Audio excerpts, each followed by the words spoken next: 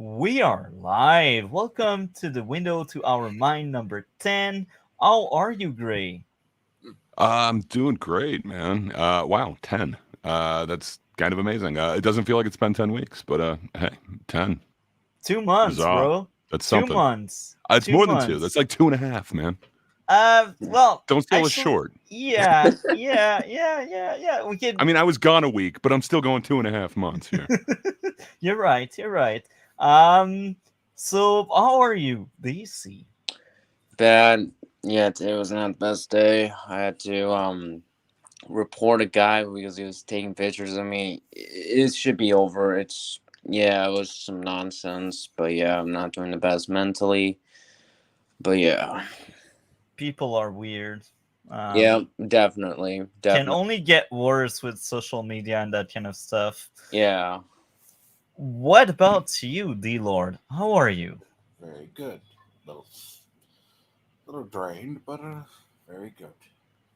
I'm feeling you, man. Like in the last 3 days, I really started working out. I take it slow because I don't want injuries and stuff. But I push myself a bit further every day. Oh, And yeah. yeah, I What want to be in shape. what physical activities have you taken up? Like pole vaulting or I don't know what you going with? I so far it's a machine. I don't know if it's the same name where you are, but it's basically a step master. It's like climbing stairs, Hmm.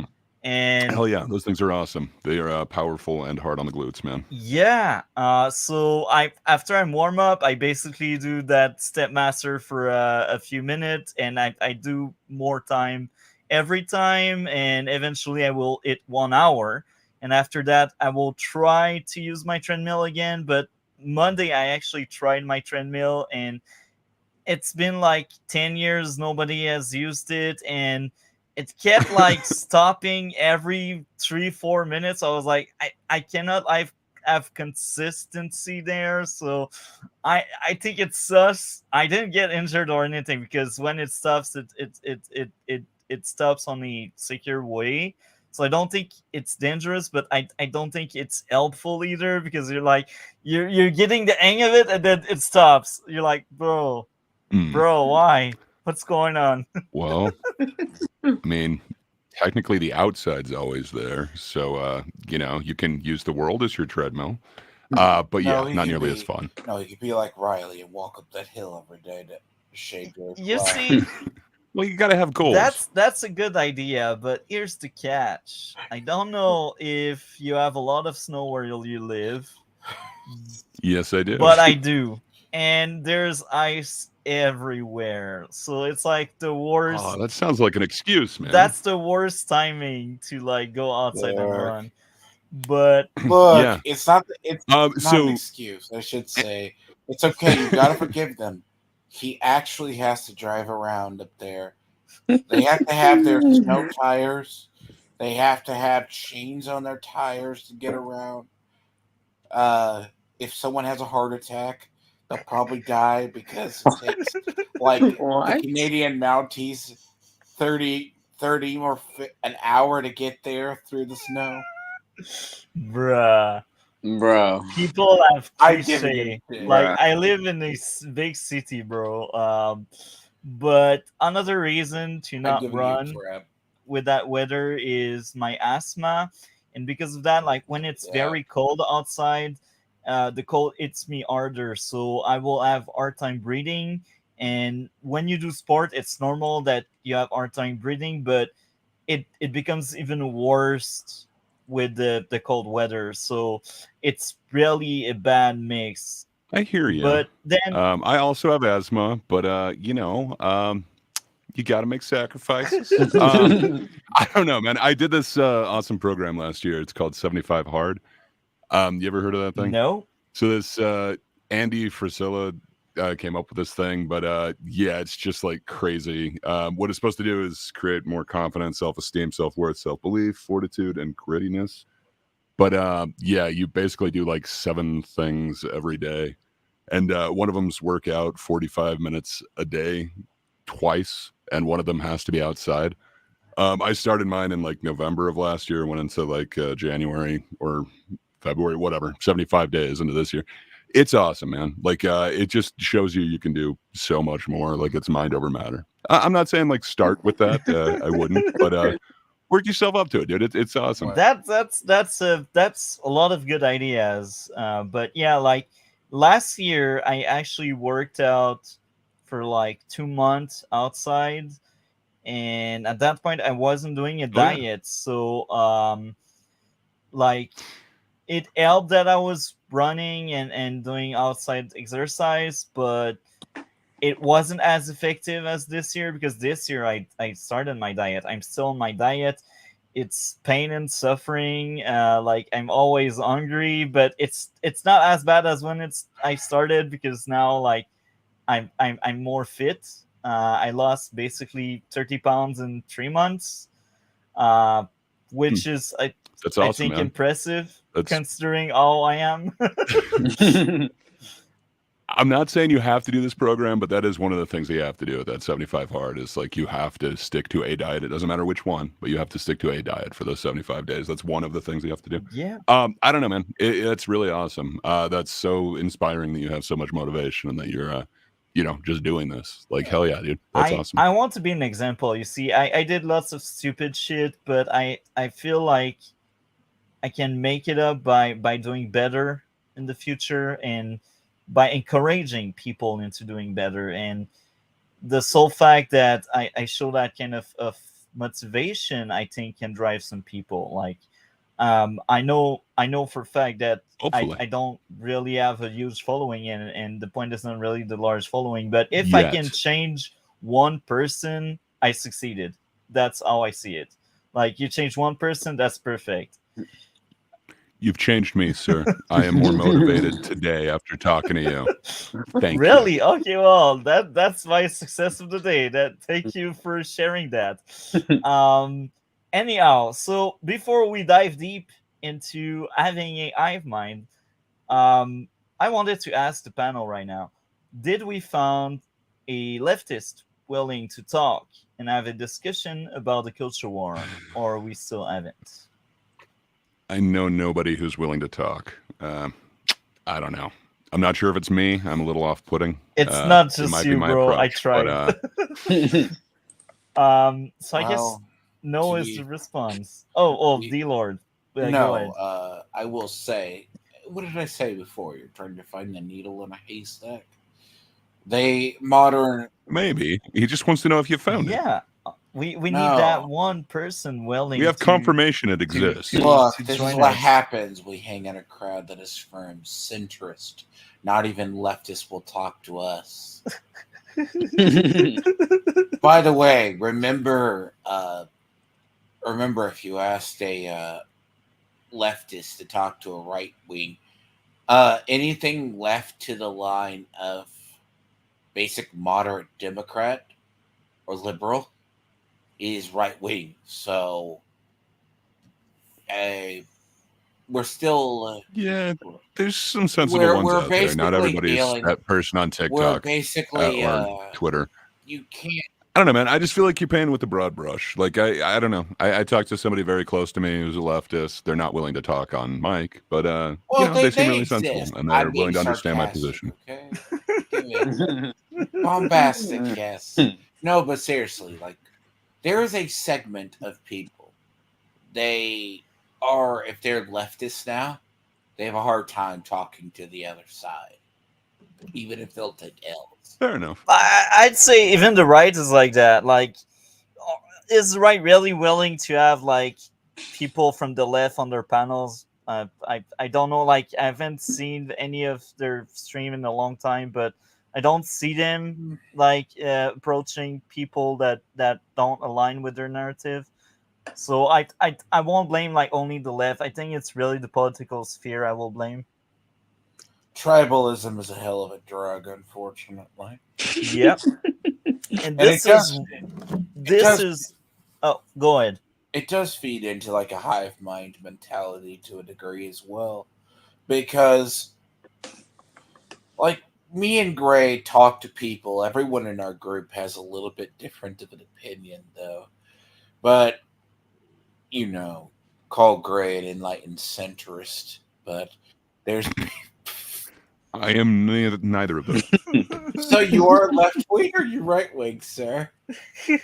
I'm just unenlightened, and I go my own way. Yeah, And Well, you do your own stuff.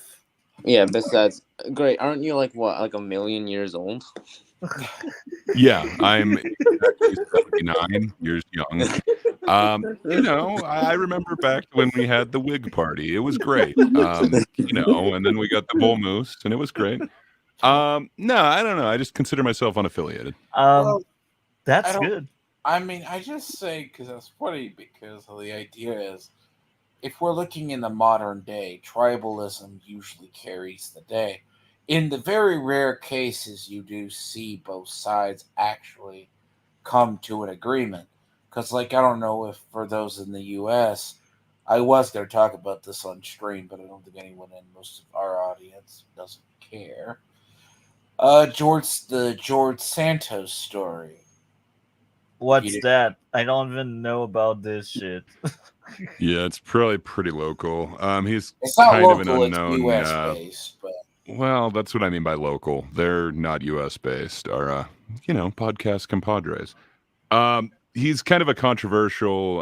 so Now I'm blanking. He was senator, he wasn't was House. Or yeah, he was senator. he? House. He You're was right. senator. You're totally He right. was senator. Yeah, probably.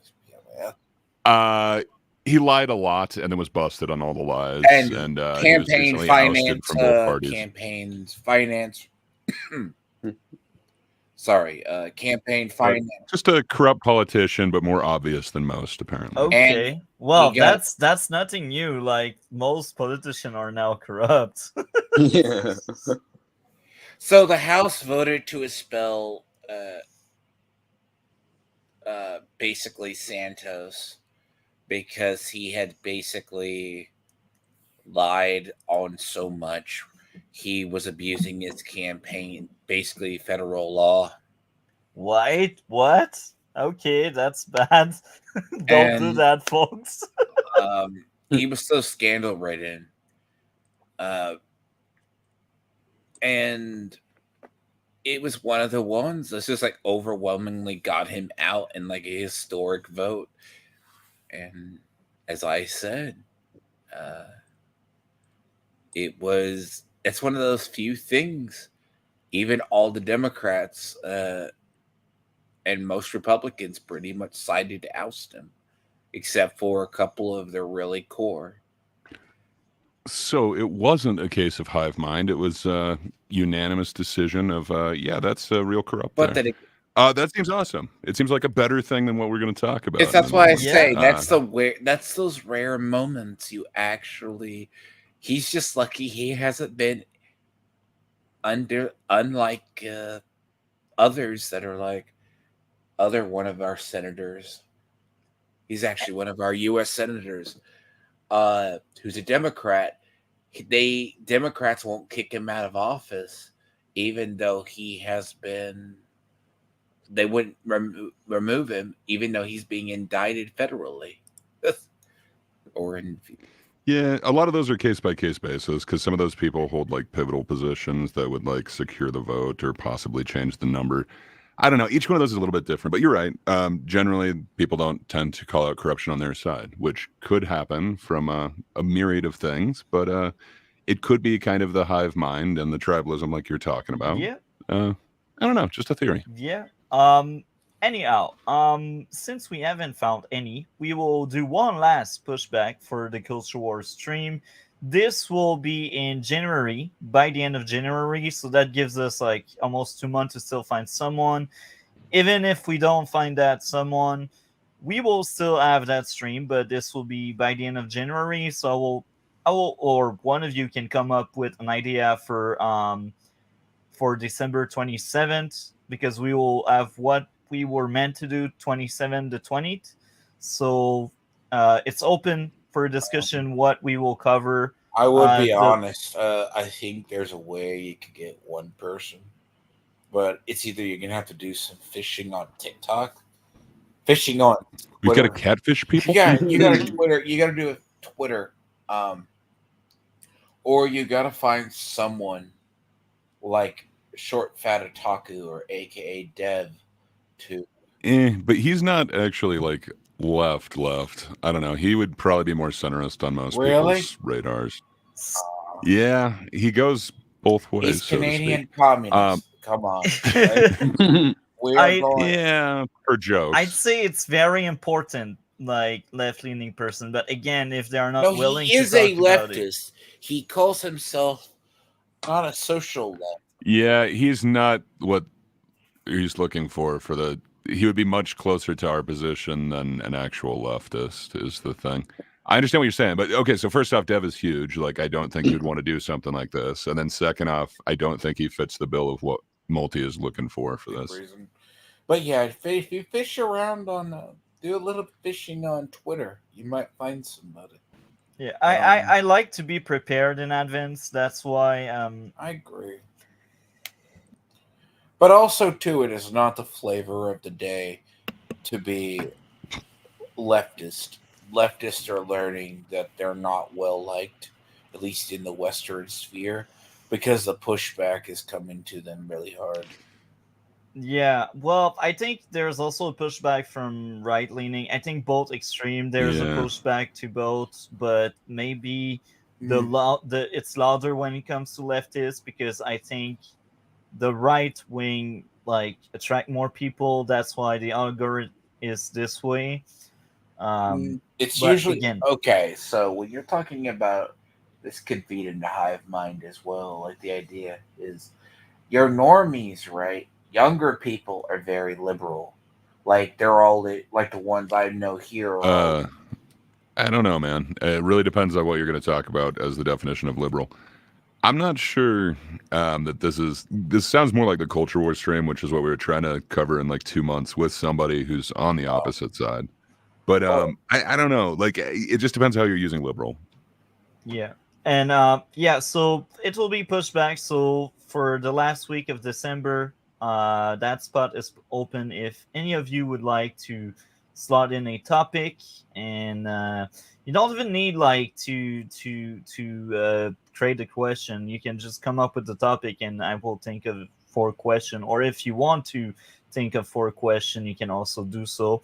And if guys don't have any idea, that's still fine. But I will say too, remember though, the idea it's not. We're still dealing in a period where the Overton window is trying to adjust itself as well. So the very definitions of whatever you think is right-leaning or left-leaning has been really altered since about, at least in the U.S. and most of the West, since Obama's presidency. So it's been before that, man. If you want to go to the culture war, like, we'd have to start earlier than that. It doesn't but start. That's Obama, when but the Overton window got kicked so far over to the left. It's taken almost. Well, let's talk about it in a couple of months when we do the culture war stream. 2 months. Anyhow, that was the tangent prior to the big topic. So it's open. Guys can suggest stuff. And I'm wondering, I asked D-Lord and DC if they had videos. Do you have one, Gray, for today? I did not come prepared. Okay. I barely made it. I was a little late, so no. That's fine. I have a huge playlist, and I thought bragging about the size of your playlist, huh? Okay. Well, mine was tiny, but whatever. So, I thought that was very interesting. Last time you got to pick Gray, so actually this time around I will ask DC or D-Lord to pick in the list for this week. That could be an interesting spin. Like, anyhow, the question time. So question number 1. I try to find it one moment. Okay, so question number 1. What does having a hive mind means? We kind of barely touch upon it, but let's ask Gray. Yeah. So originally, I was thinking of it slightly differently, but when I saw the next couple of questions, they kind of use hive mind and echo chamber kind of synonymously. So that did kind of make me rethink it. Prior to kind of looking at it in this context, I was thinking of it more as kind of like mob rule, like when a crowd starts to turn, like all of a sudden it's not a bunch of individuals making decisions. It's kind of more, like when you see like a victory of a sports team or like a defeat, like those kind of mobs or, soccer hooligans, so to speak. You don't exactly, I don't think it's a bunch of individuals deciding I'm going to do this. It's kind of more people egging each other on, feeling the vibe that's going on. That's kind of what I would have thought by the hive mind thing. But kind of putting it in context with the next couple of questions that kind of reference echo chamber, I realized a lot of those definitions for the two are kind of overlapping. So it would be kind of, there is this group with a prominent popular opinion that you will not hear, the opposing opinion. It would not be a comfortable place to be able to say that. I think that really kind of goes along with the same mindset and the same type of acceptable actions. So I think that still kind of moves in with the whole kind of mob idea. But that was kind of where my initial thoughts were on the whole hive mind thing. But I'd love to hear your guys' thoughts. Great answer. So D Lord, what does having a hive mind means? I will say, having a hive mind to me means usually there's less one person or a group of individuals calls the shot because majority of the people in a hive mind usually do not have their own opinions. They usually just follow whatever the trend is or the leading ideology is. It is a little bit different than an echo chamber because there's usually some diversity, but they usually agree on probably 95, 90% at least of everything they say. So having a hive mind is usually it's a group where there is group think that usually defines it. But it's usually not a lot of will to oppose or most people are go with the flow. So they trend towards it. Because it's very different. As I said, agree with Gray. It's a little bit different than an echo chamber where you surround yourself differently. Complicated answer, but I like it, and that spawned my own answer. So I agree with everything that's been said so far. So a hive mind could be um, a way where there's a group of people taking in the same way, but not with the same calculation. So what I mean by there is you have this opinion about that, my opinion is different. But in the end, what we push forward is the same result. So it's basically like the same outcome, but different ways into making that outcome. Am I clear on that, or yes. not really piecing the pieces together well? No, I think that makes sense because when you're talking, it's a little bit too. You see a little bit of a hive mind, right? Like it. Think of it like a conclave where you have some, but saying they usually agree on the end goal, but there's usually less thought. At Yeah. least from what I've seen, they'll agree on that certain end goal, but the initial thought, because this has concerned me for a while, because the idea I've seen this in online spheres. It's because online is what you're seeing is like you're seeing a weird merger of hive mindness with echo chambers. Because when you think of a hive mind, you think of like wasp or like ants initially. Yeah. You have only the thinkers that make the decision, and the rest of the drones just follow. So Sometimes it's instinct. Like you're angry, so you want to make everyone angry just like you. Um, DC, what would be your response to what does having a hive mind means? I'm probably gonna be the outcast in this one because I literally have no idea. I even tried researching a little bit even before we started, and I was like, and literally it just showed me a picture of a bee instead. Obviously, you're not too familiar with Star Trek, then. I know they had crossovers with Marvel, but and they have movies, successful movies. Yeah, and I We are Borg. Yeah, I think that's kind of most people's go-to is the Borg, but that's cool. yes, Fair enough. It's kind of a weird concept.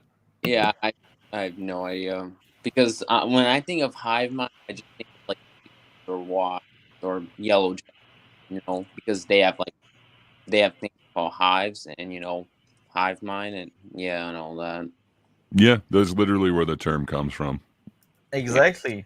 But yeah, Um, from looking up the definition, it's a large number of people who share their knowledge or opinions with one another, regarded as producing either uncritical conformity or collective intelligence.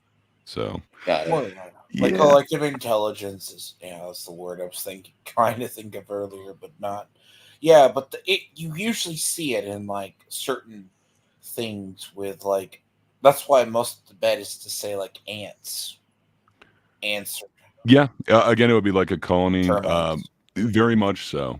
But when you go with kind of the other one, the echo chamber, like that's definition is an environment which a person encounters only beliefs and opinions which coincide with their own, so that existing views are reinforced and alternative ideas are not considered. That kind of feels like what a hive mind would do as well, because they're talking about uncritical conformity or collective intelligence. It feels like they very are similar ground, and I hadn't kind of considered that before Multi kind of put these questions together. yeah, you made a very good point, and I will add a bit more to why I thought that was interesting as a topic for 1 week. It's linked heavily into sociology, like your result to your surrounding. Either it's your family, your friends, your coworker. Like you don't necessarily think the same way, but if you're surrounded by negative people, you will most likely come to negative outcomes. And yeah, that was like something very interesting to address. Anyhow, number two, I will ask this to D Lord first. What could interest someone involved with an echo chamber viewer and whoever makes the echo chamber or like aka creators? Like, what would be the driving reason to like create that echo chamber or follow the echo chamber, D Lord? They pretty much want to exist. It's a way to have a safe space without having your worldviews contradicted.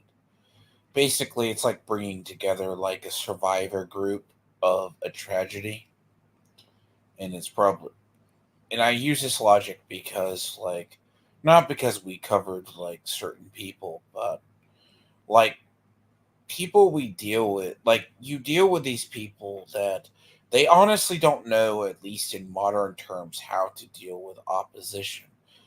Basically, because most of the time you'll see it is they use ad hom attacks or people that that's why they the way they think of the other side.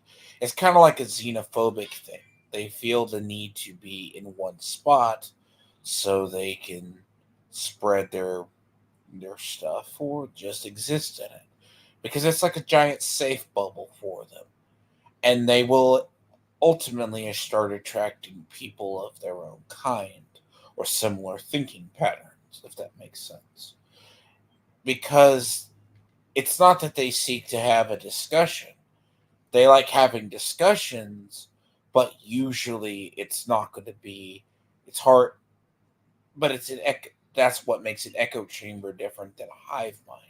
It's more like a safety bubble that they can have certain discussions in, unless discussions are so weird that actually causes a divide. Very good answer. So before I ask Gray, I will bring my reason of why people like to be part of that. They don't like contradiction, just like what you said. Like they don't like opposition. People are comfortable when other are saying what they think because they're like, "Oh, I'm not crazy."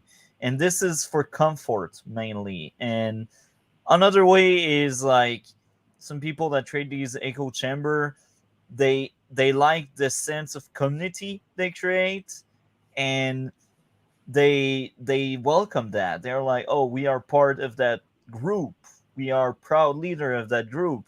So that can create some kind of pride and drive that can reinforce their self-esteem in some cases. That's why sometimes people are just angry because angry is easier, you know? So, yeah, it's a bit messy, my response, but that's what I think. So, great. I will Yeah. ask you the question. Yeah, I think kind of building on what you were saying, why somebody would look to the comfort of an echo chamber is just that thing. Like you mentioned comfort. I think that is, kind of the root for, conformity as well. Like there is some comfort in the group. It is that whole tribalism thing. You want to be on the winning team. And, it is uncritical conformity. You just kind of go with the flow and the group is deciding. It's not always necessarily a bad thing to go with a group or to participate in tribalism, but yeah, it definitely should be checked. You don't want it to get to the point where it is an echo chamber and no opposing opinion could be accepted. There is only one acceptable opinion. That seems to be when it turns to something really negative, and I think that's where you get like the echo chamber effect. But sadly, it comes from something that was probably some sort of advantage. You have a group, you're a part of a group, you're accepted. You have people that'll, watch your back and, kind of root for you, defend you. I'm sure that has a huge advantage, but I don't know. Today, it just seems like, you get like brownie points or reward points for being the first person to condemn somebody else and then have an entire mob of people jump on board. That just sucks. I don't know. I don't like that aspect of it. It seems like people should be able to question or bring up opposing opinions so that they can understand why the consensus is a certain way. So it took me quite a bit before adding more because my mic did weird stuff. Anyhow, I like your response a lot, and this is why I swore when I first started my channel and when I first started the first podcast, Red Blue, and even this one, I'm like, I don't want to be an echo chamber because I want to welcome diversity of opinion, diversity of thinking, diversity of outcome. I think diversity is what made make people evolve and be intelligent. And I feel like if you're stuck in that echo chamber and you don't even try to look elsewhere, you can only regress. You can only like go back or being stuck somewhere. That's why I like to make connection with others because we all have our outcome. We all have our thinking on something, and sharing that is sharing wisdom. So with that tension there, I will give the response that DC has left in the private chat because right now he is occupied, busy Okay, for but you something. got to do an impression of DC while you're doing it. Okay, is because people confined in an echo chamber is how sometimes they won't accept other people have different opinion. An example is the Arrowverse fan. Well, that can reflect like to a stream we did in the past. So we were talking about Smallville, and like we had these Smallville fan bumping into the Smallville discussion here and there, and some of them were like, "Oh, but you criticize it, so that means you don't like it."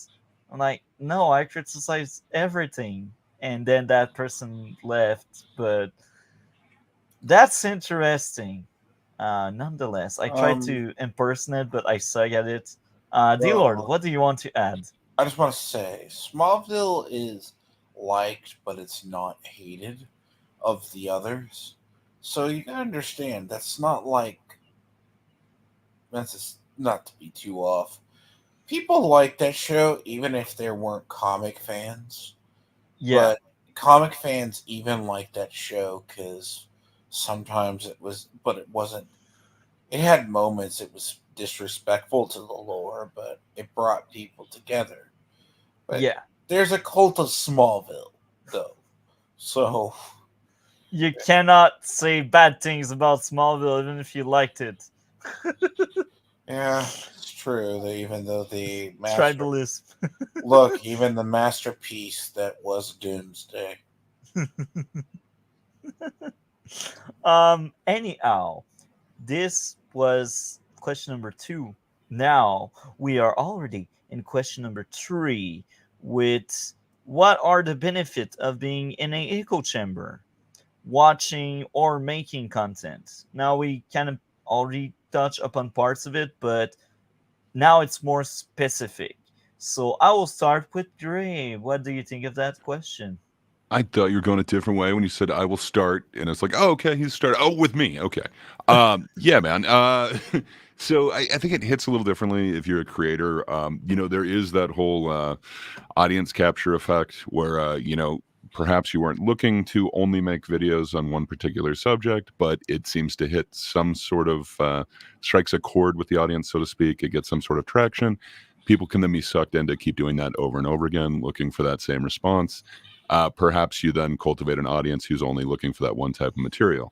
I kind of fell into a bit of this, very small, against the fandom initiative. That wasn't what I set out to make videos about, but by the end, it was kind of our thing, was mocking those guys, and I realized we were kind of becoming what we were mocking.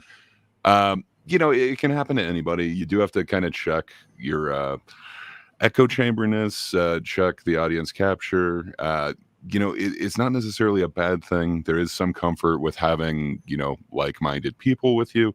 But, there is something to, like the concept of like memento mori. I don't know if you're familiar with that. It's, I believe, Latin, but like the Caesar was the emperor. He would have a guy whisper in his ear, just "You two will die," while he is like going down the street and everyone's applauding him for his parade, just to remind him that he is human. You kind of need that thing to bring you back to reality. So hopefully some of us could do that for ourselves. We don't need someone whispering in your ear like you're a human, and you'll be able to check yourself. But it can definitely kind of get away from you. Part of it goes to that tribalism thing. It is nice to be part of a group and accepted. It is something that is kind of built into a lot of creatures, but specifically humans. We are a little bit more of the tribalistic type. There is comfort in it, but it does seem to be quite a dangerous thing. You then run into a lot more. You could run into the echo chamber effect, like we're talking about, and just not hear opposing opinions. You could also be captured with in-group bias, where you just start letting your side go with behavior you wouldn't accept from the other side, or you point out from the other side. I think that's a real fear when it comes to having an echo chamber. I think it just leads to more tribalistic behavior. I agree with that. I really like that response a lot, and this is why I try my best to not talk. Like I mentioned them like a lot, but I don't talk in depth about any of the other parts, like whether it's left or right, um, because I don't want to become like that. But anyhow, um, DC response in the private chat again.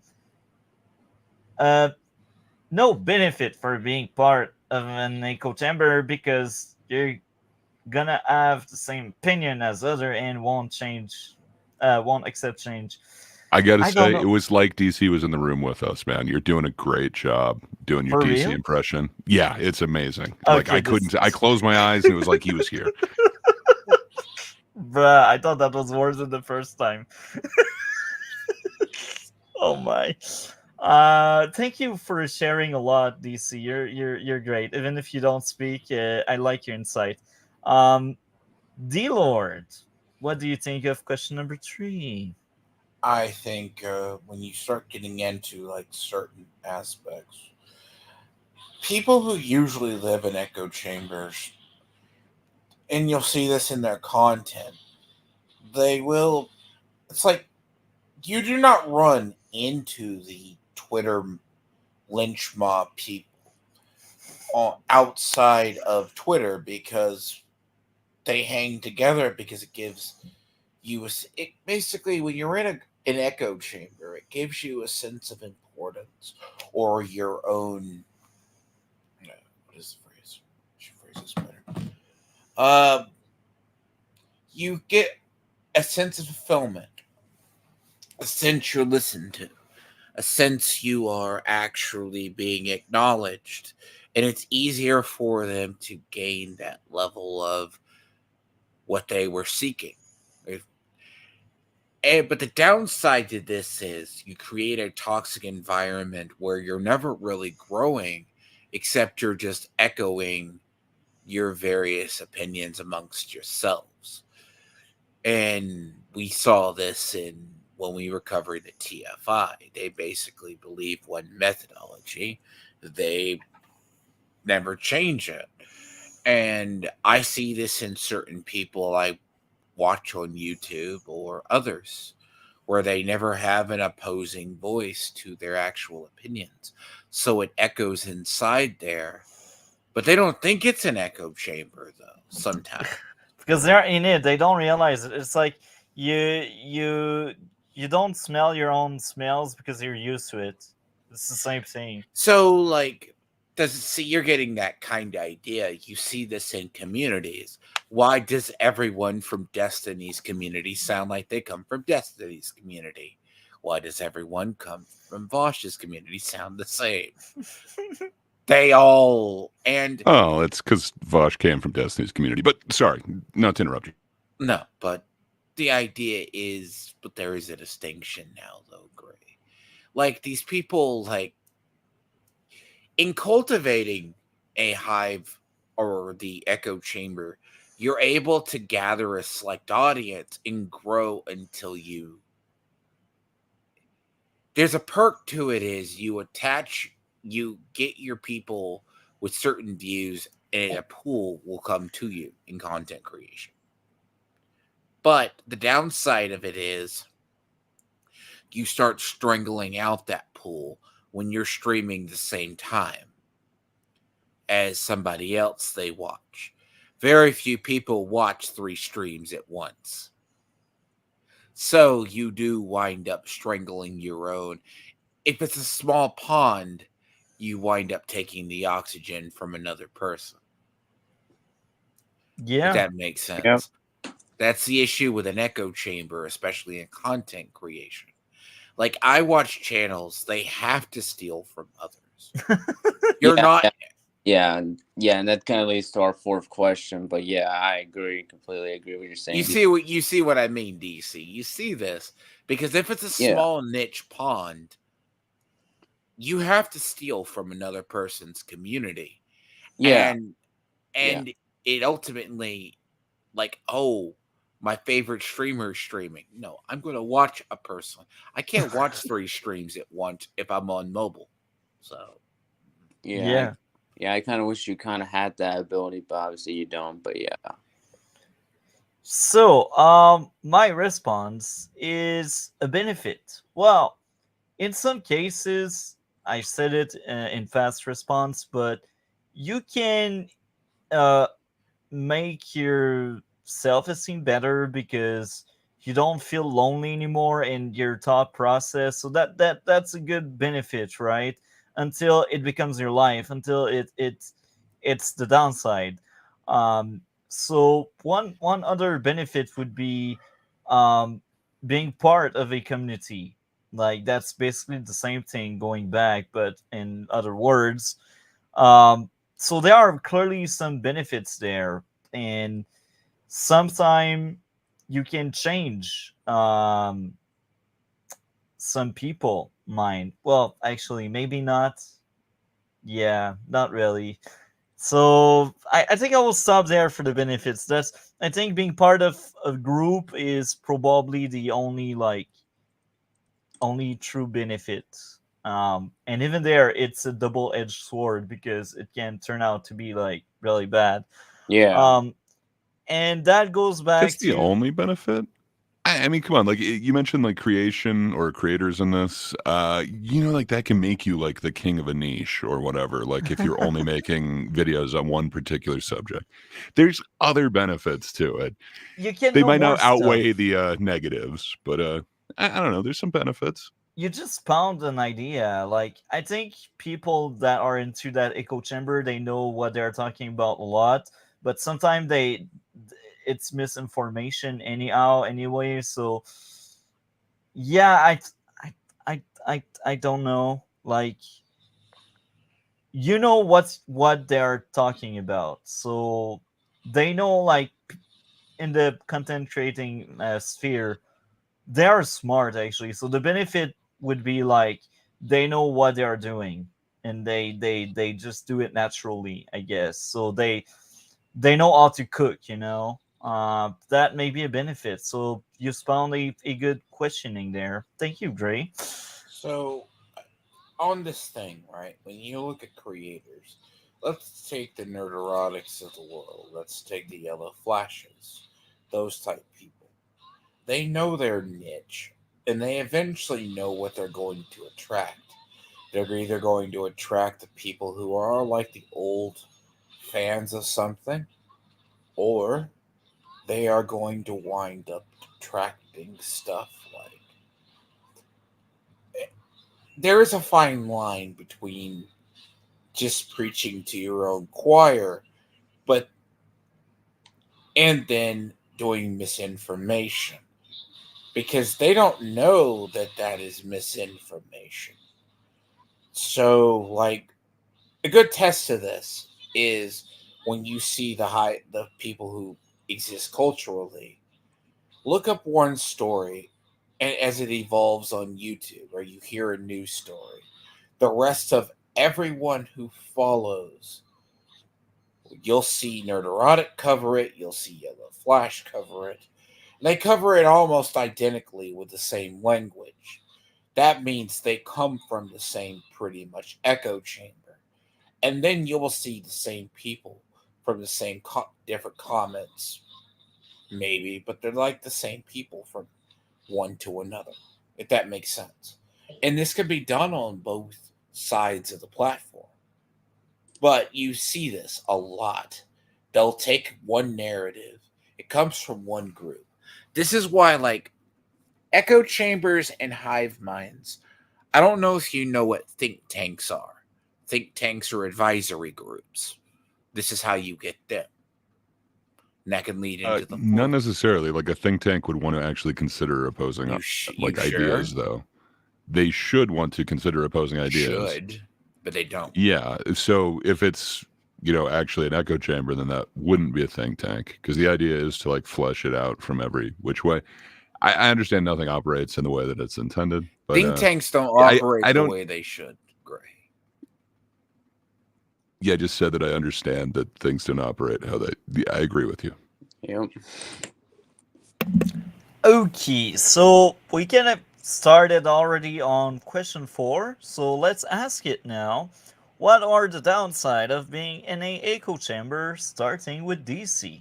Oh, there's a lot. Like, for instances, you're definitely gonna make a lot less friends, and because I mean, a perfect example of a perfect friendship that even though we have different opinions is me and Flaros, but are like he likes the Flash season 2. I don't.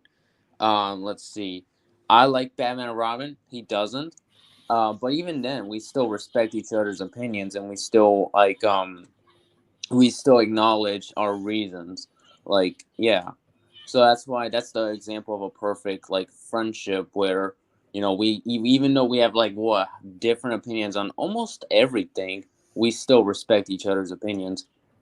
And let's in a perfect example of a bad relationship, or like I said earlier in my part 3 or part 2, was Arrowverse fans, because I'm not sure if you were watching multi, but I did make a video saying I won't really talk about Flash season on my channel until the season's over, because of the Arrowverse fans, because of like I was never allowed to share my opinion.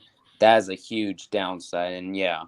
So a lot less friends, and eventually, yeah, you're gonna feel like you're, and that goes into a second reason. It's like you shouldn't even be part of a community. So technically, you're going to be part of no longer would be part of a community at all. The third is like constant harassment. Like, yeah, I was constantly getting harassed. Even on YouTube to a point where I was like, I had to block these people and just don't even bother. And yeah, but the fourth one is hypocritical. Like the Arrowverse sense I just explained. Like I often complained about in season A during season A about how their usage of Reverse Flash, and yet Arrowverse fans still talk about how overused he's been. That's an example of hypocrites as well. But yeah, so those are the downsides. You're gonna have less friends. You're just gonna make the community more dull. Like, yeah, those are some downsides. There are obviously more downsides, but yeah. Yeah, okay, so I will go second because I got that idea in my mind. Misinformation, because when you're stuck in that circle, you basically repeat what someone else has said, maybe in other word, but like you Yeah. think the same. So like without realizing it, you may spread misinformation, and this is kind of sad because you don't realize it's misinformation. You just spread something stupid, and other will pick up and go on with that stupid, and the stupid stay stupid, and there's nobody that will challenge the stupid. They will all be like, oh yeah, that's damn right. And this is why if you're stuck in an echo chamber, you cannot really evolve from it. You will be stuck in it until you realize you're in it, and then maybe if you realize you're stuck in it, you may dissociate from it. So I think that's the biggest um, issue with echo chamber, and this is why I kind of stopped watching anti-woke crowd, because I was fed a lot of misinformation without realizing it, and it's after seeing some pushback that I realized, oh, okay, um, that was misinformation. But again, maybe the pushback also has misinformation, so you really need like to take several sources to really like have a good idea of what's really going on. So I think that's the biggest downside. I will ask Gray next.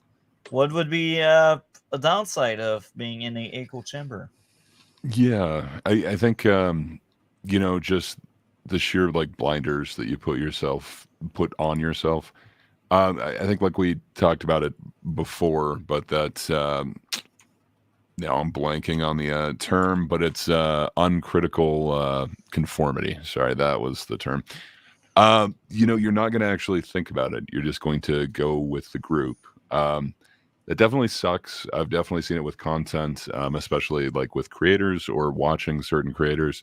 Oftentimes nobody looks beyond just the headline. Oftentimes, like Multi was talking about, there can be misinformation or even disinformation. I would hate to think that somebody is intentionally doing it, but I've definitely seen it unintentionally. Like a piece of information just keeps getting spread and it just keeps happening over and over again.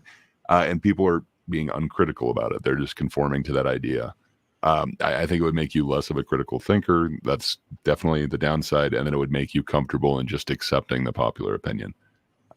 So I think, it would essentially turn you into part of the hive mind, would be part of the biggest downside for me, along with everything else that we've discussed. Yeah, and to go back to what I said, like about the culture war, the future stream. That's why I think it's very important to have opinions from everywhere and everyone, because everyone sees something under their own lens. But if we can't, then we can still cover that. But I won't feel like it's as fair as it can be. But we do our best. We cannot do miracle. Anyhow, the Lord. What are the downside of being in a echo chamber? I will say it's not to reiterate what Gray said, but put my own spin. I think the downsides to an echo chamber are the fact that it causes stagnations in your own opinions and you don't realize it basically taints your worldview of how the world actually is. Because you've only been around a certain community. And when you try to see outsiders try to come in and go, well, that's not that. Well, you're a liar. You don't do this. So when you come across other stuff, it either shatters your worldview thoroughly, or you choose not to associate with those people because you judge it from like, oh, I'm just gonna have to drift around. Because let's say, as a prime example, you like an echo chamber, not to call certain channels out, groups out, like the TFI. They are a niche within a niche within a niche within the niche. They're not in a group with a diversity of other opinions. And They will like push back against other opinion because it's only their each opinion that other matter. because it's theirs. Yeah. But when you see those people go outside that community, the only people who are attracted to that community are like the 1% of that entire niche. Does that make sense? Yeah, it does. You basically start starving the thing.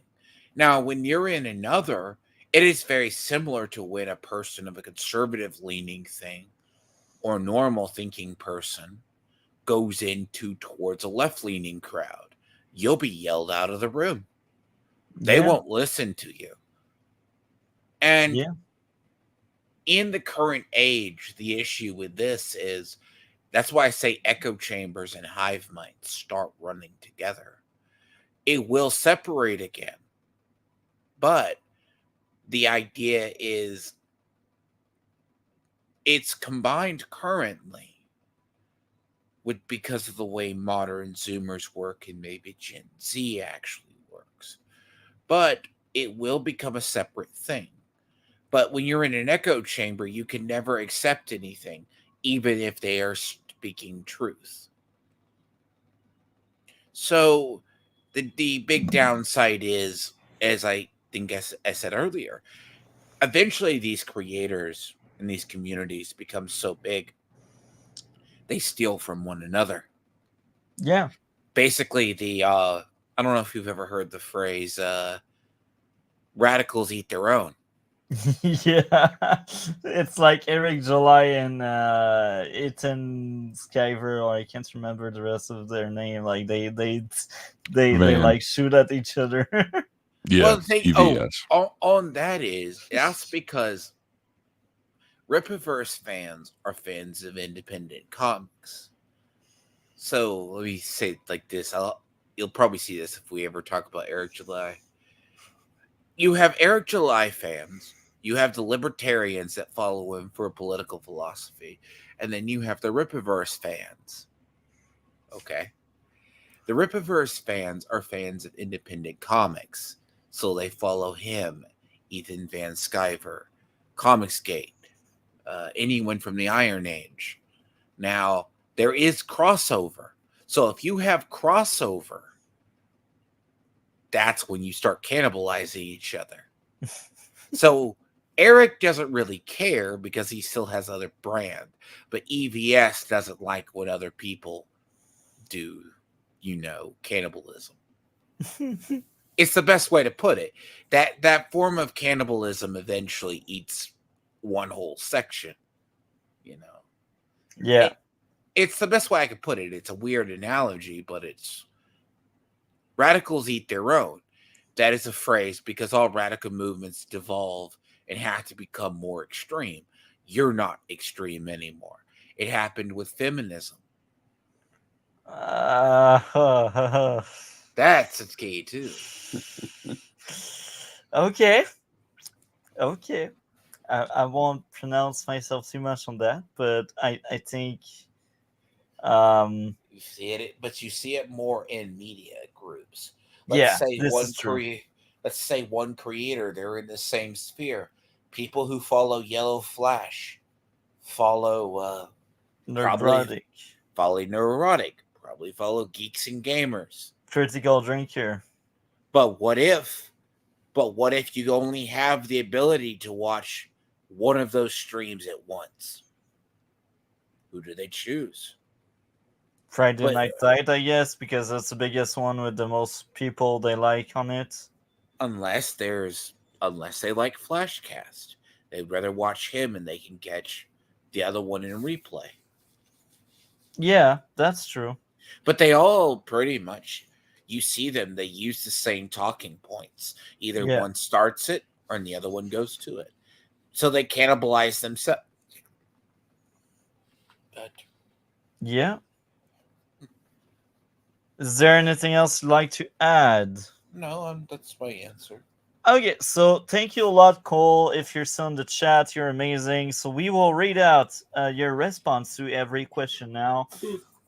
Question number 1: what does having a hive mind mean? A large number of people would think and agree on the same thing as each other, and a lot of the time choose to stick to familiar people like that and searching for similar people. Good answer. I like it. It reflects very well the hive mind. Question number 2: what could interest someone involved with echo chambers?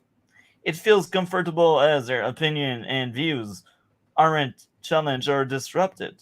A lot of lazy, toxic, and bad creator or viewer happen to fall into this trap a lot of the time.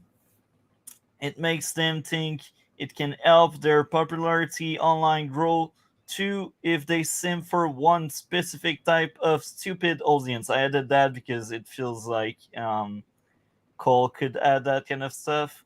So much as there will be hardcore dedicated to them, which is something a lot of the anti SJW YouTuber end up doing.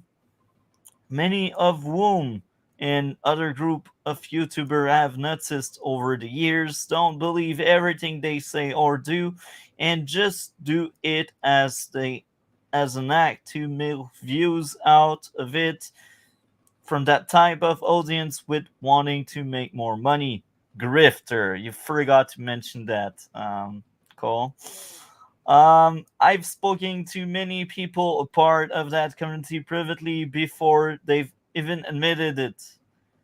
The movie Cynic, a channel with around 150k sub and 200 to 800k views on his videos, being one of them I know about, who fakes 95% of what they believe because he just straight up said it backstage in a StreamYard to me and others on Philosophical Pickles Halloween stream in 2022, and even asking him for advice 6 months prior on it before he started to do so. I mean, and on that note, too, by the way, there's a lot of creators, right? They present it outwards. Because I would not compare, like, when I compare a person like Eric to EVS is a different animal. He is now having to share his space with a lot of indie comic creators. So he's not the only voice because even Comicsgate's beginning to fade. So, but you'll see a lot of these creators, right? Because I'd ask everybody, what is your definition of a grifter? Someone that spewed stuff they don't really believe in, or maybe they do because they just keep hearing it and they agree with that.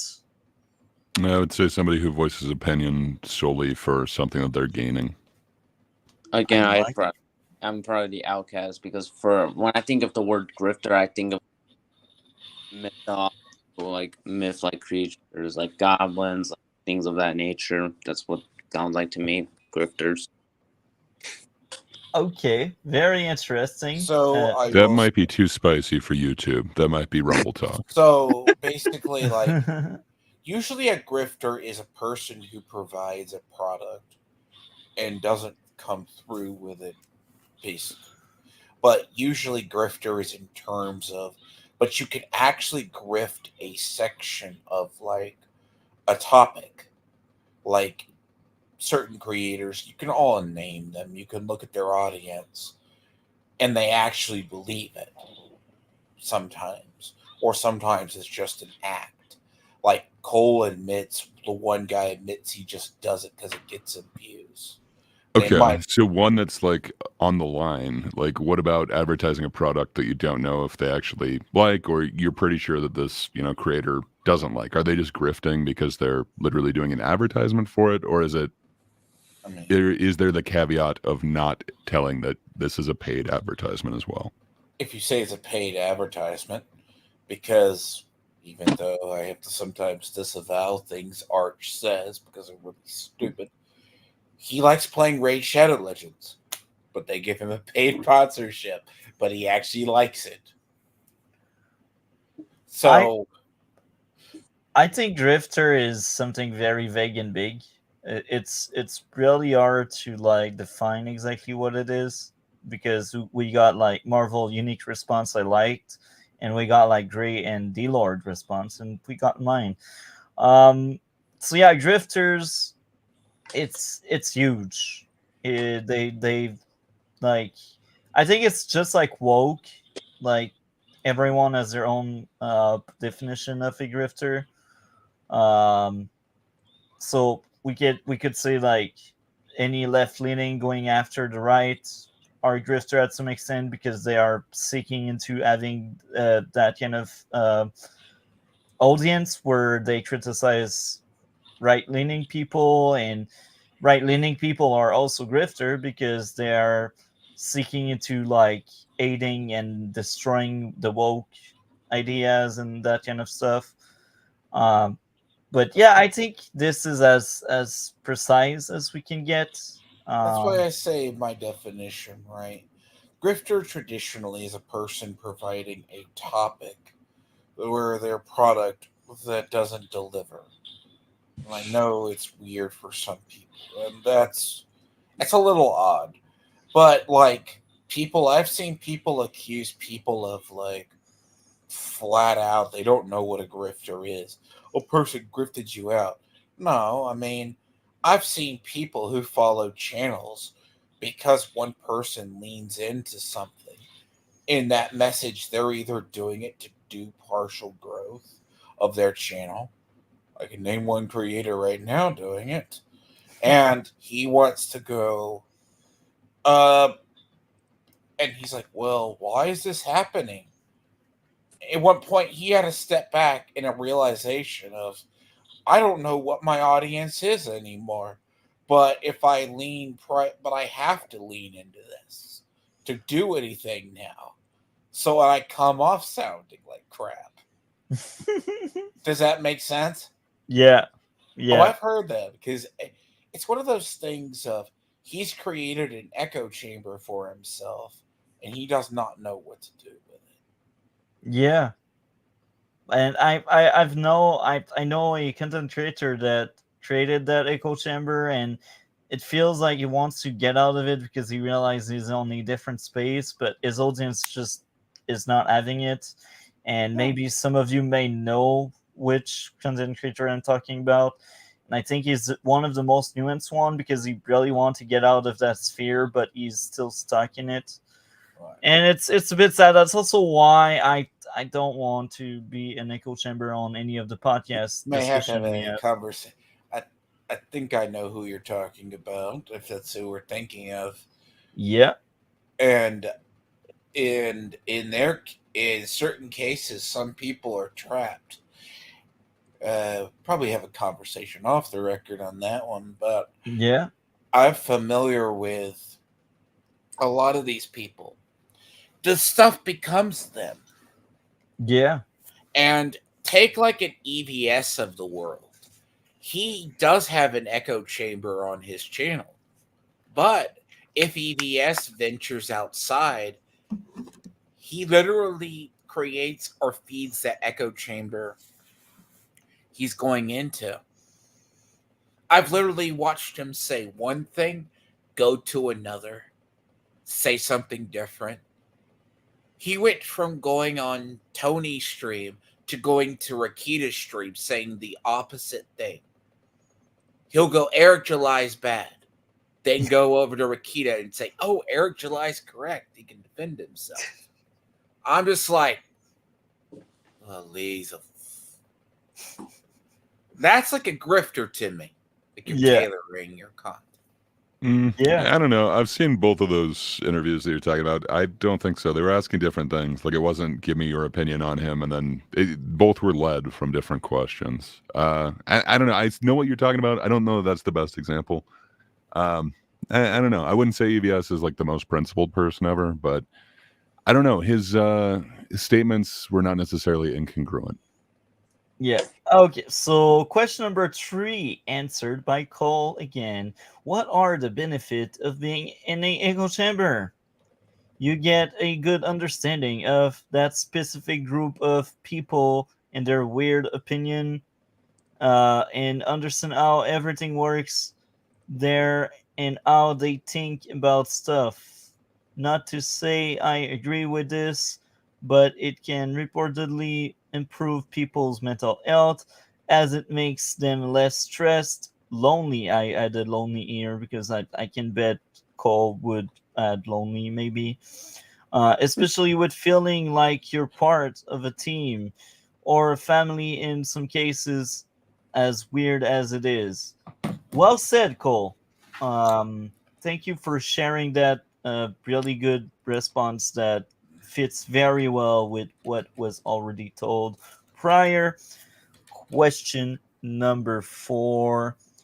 What are the downside of being in an echo chamber? Everything I said in question 2, and it can also have the exact opposite effect as everything in question 3, as it make people more stressed out and toxic like a horde, constantly lashing out if people have differing opinion.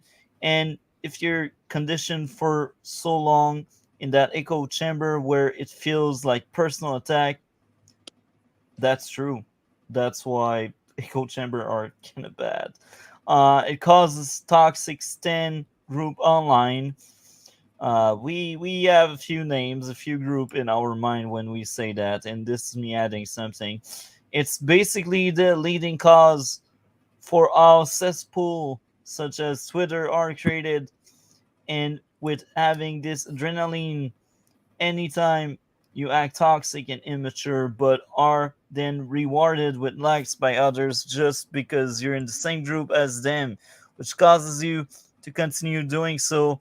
This is all a lot of drama, scandals, etc. on the internet toward anyone famous or any content creator, YouTube begin, and with people getting too attached to them where they will white knight them 24/7 in a toxic, unhealthy manner, or they will take them doing anything not perfect as an insult toward them. As for the video I sent you, you can here's I think this is a DM he sent me, and it's not related to the response. So that was Cole response to number 4. Well, thank you a lot, Cole. Even if you're not necessarily with us voicing your opinion, you still gave it to us, which is amazing. So yeah, okay.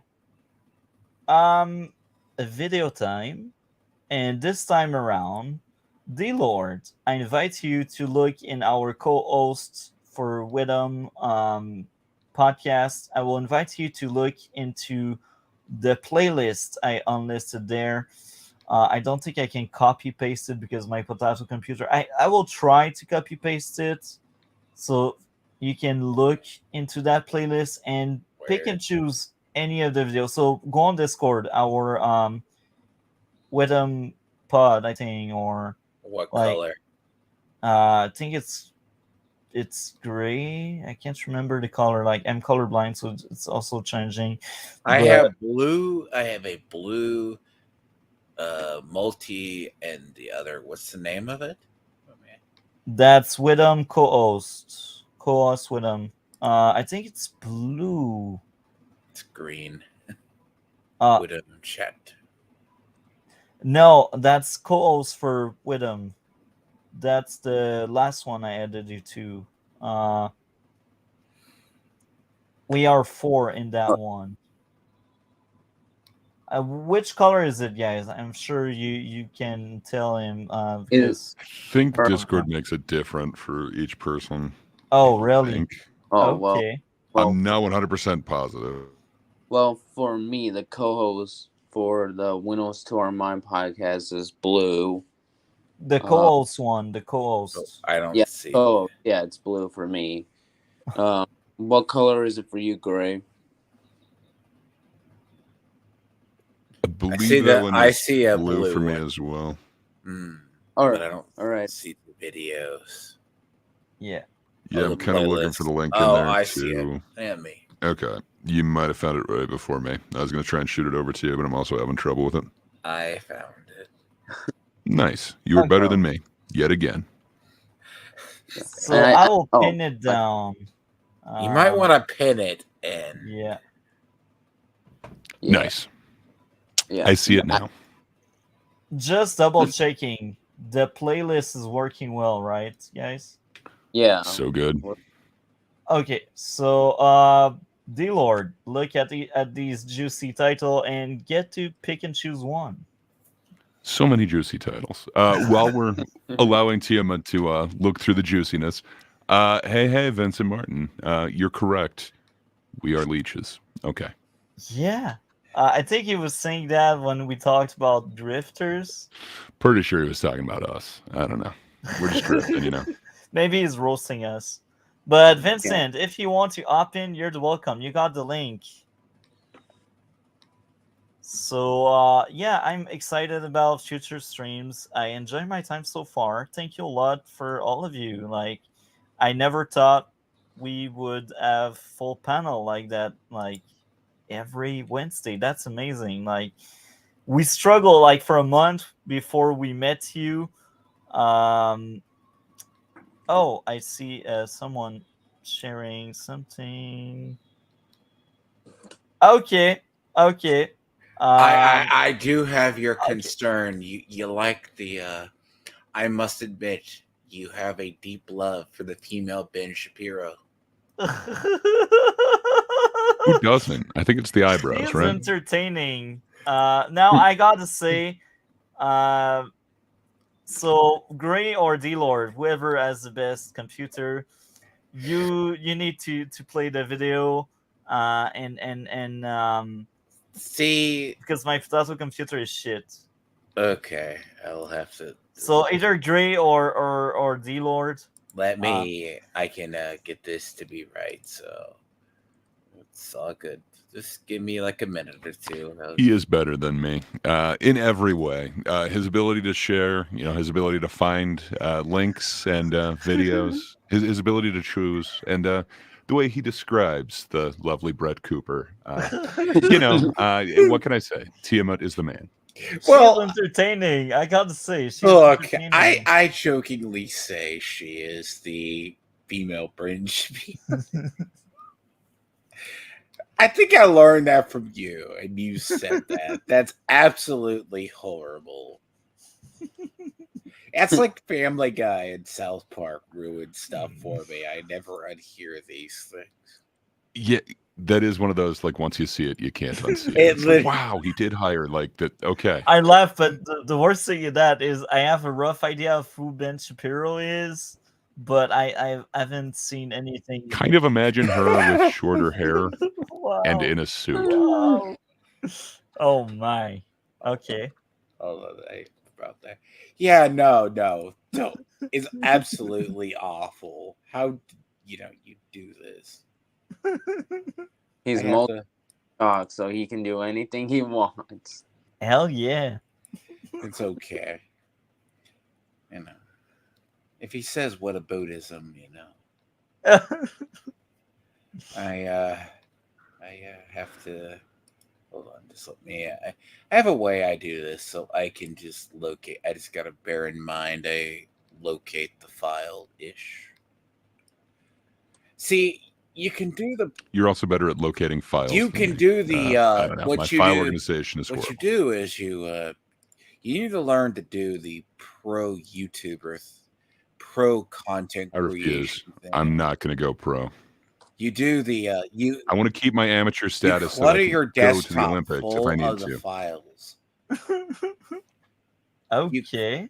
You clutter the Back to the comments section. I'm Brett Cooper. So we talked about this. I checked almost exactly a year ago. It's like, a year and some change, but in December of 2022, I made an episode about this very thing. A year later, we're back again Ooh, timely. with some updates, but we're going to talk about how the MCU has become the MSHU, as Nerdrotic has coined it. And we have that whole episode about it, and I will link it in the description below if you want some more context for why this is happening and how it started happening. But basically, this is something that is being done intentionally by Disney and by Marvel. Back in 2018, the president of Marvel came out and apologized for the fact that only 27% of Marvel superheroes were women, and he committed himself to Okay. Can you move a bit back?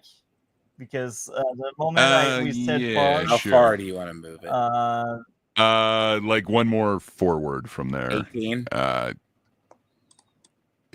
I have no idea. Just like a couple seconds back from where it was. So I guess before we let her get into this and kind of explain what nerdrotic means by MCU, I've heard it described a whole bunch of different ways. My introduction to it was actually from Organized Chaos and actual fandom when they were talking to Adam and Sitch in a debate, and they were saying that MCU means a specific thing. What does it mean to you, Multi? If you were to describe MCU or why somebody would say MCU, is there something specific that it means? I'm kind of split, okay, because I met the Nerdrotic in that crowd before meeting the initiative, right? So I kind of know their definition, and I also know the initiative one, and I'm somewhere like right in between, because I think the initiative they do mark a point where yes, there's more female representation, but there's still more male. But like Nerdrotic and the other, they will tend to like disregard the fact that there are still men. Like I know like some of the male took a backseat. I will give a great example, like Moon Knight. It felt like the first three episodes were built up for the Oscar actor. I can't remember his name, but then the stupid cow that's like the supporting character that I truly hated, she took over and she kind of became the focus of that show, and yeah, like that's one trend, and they call it the MCU. Like so basically the initiative definition is it's a sexist way to describe how the MCU is now female focused. I think they would even that's being too charitable to what they were saying, because when they were saying specifically Bob, Organized Chaos, when he was talking to Adam and Sitch, he kept saying anyone who says MCU is saying boo women. Women bad. So that's literally what those guys are pushing forward. They clarified it like 3 different times in that debate that that's actually what they mean, and that it would be a pattern of behavior if somebody says MCU. That is one piece of evidence in your pattern that shows that you're sexist. So I don't know. Like I think you're giving them more charity than those guys would necessarily actually use their position for. I think you've got a much more nuanced position in it. Yeah, it is very much, but like because I do see that Nerdrotic and the others, like I've tried to like I was curious when Ashoka came in, and I thought that was average, so I was like, you know what, I will look again at the kind of reviews they are doing, and I did look into the reviews I was seeing. That was on a drinker panel, I can't remember, and I was like, they are just complaining because we got women on the screen on different positions and that kind of stuff. And I was like, that's not a valid criticism. It's like, I don't know. Do you think that's really what they were saying though? Like, was anyone complaining when, like Scarlet Witch or when Black Widow was on the screen? Or were they saying, hey, you're taking these characters that are traditionally this way, that have been depicted in comics for years, and you're now replacing all of them simultaneously with the female counterpart? I don't know. I don't know that it's necessarily boo women, or I'm not happy when women are on screen. It seems more like you're replacing something I like with something inferior. Yeah, seems to be the impression that I'm getting from those guys. But those guys are definitely polarized as well. Well, you make a good point. So that goes back to the definition of like nerdrotic and the other. Like MCU is like an universe where, from their point of view, is like it was for men and it was centered around men, and now it's no longer like that because we got all of these new properties with female lead, and we got all of these properties where there's no longer the supporting men we used to have. Now it's all supporting females, and the female are taking over. But I don't know, they're taking over. Like, so I haven't heard that part of it either, that like they're taking over. It's just they're pushing something that isn't necessarily what the audience wants. Like, for instance, at one point they were going to push Iron. Now I'm forgetting her name. Riri. Ironheart. Yeah. So they were going to push her as opposed to like Tony Stark. And from what I understand, like kind of some of this backlash is kind of less than that. But it was going to be like female Iron Man, female Hulk, female Thor, female. Well, I guess Black Widow would have been female as well, but it would have been a replaced like inferior Black Widow. It would have been female Hawkeye. Crap, I'm missing like 3 of them as Captain well. America, Captain America, yeah, Doctor Strange, Spider-Man, all those guys. It seems like there was like a handful that were kind of left alone, but the majority of them are being pushed in this direction. It's not necessarily like women are bad, but it's like, I don't know, this is like the direction that your average fan would want, seeing as how the comics weren't necessarily like the biggest hit. It kind of seems like you've got such a library to pull from, and you're pulling this one particular kind of, I don't know, this one sub genre of it, if you will. I don't know. I feel like that's what I keep hearing is the argument for MCU, and I keep hearing it changed as like, you think that women suck, or you are sexist against women. And it's like, I don't think that's what these guys are complaining about. Yeah. I don't know. I've never personally used the term MCU. I see the kind of direction that it's going, and I hear that, that is what they're calling MCU. Is that like, the majority of the characters are changing over to female. I don't know. That doesn't necessarily say, women suck or boo women, but no. I don't know. It's changing the traditional character that people love that has like this huge back catalog for something less popular. Yeah, so you make really good points, and I think you understand it better than me. Like, I used to stream MCU like a year ago when I was really into these anti-woke crowd, but now it's a bit more than a year ago because now I dissociated from that content a lot. But I use like to go on some panels and stream that. Like Cole could attest if he was there. Like I used to be on MSK channel. That's how I met Cole. And at that time, like MSK wasn't like now. He was very different, and he was like pro MCU and that kind of stuff. And he disagreed with MCU and the anti-woke crowd. Like I remember in panels, he even like debunked and like even went after some like geeks and gamer content and that kind of stuff. And that placed me in a very weird spot where I was on a panel where people didn't really like the content I was consuming, and that influenced me a lot as well.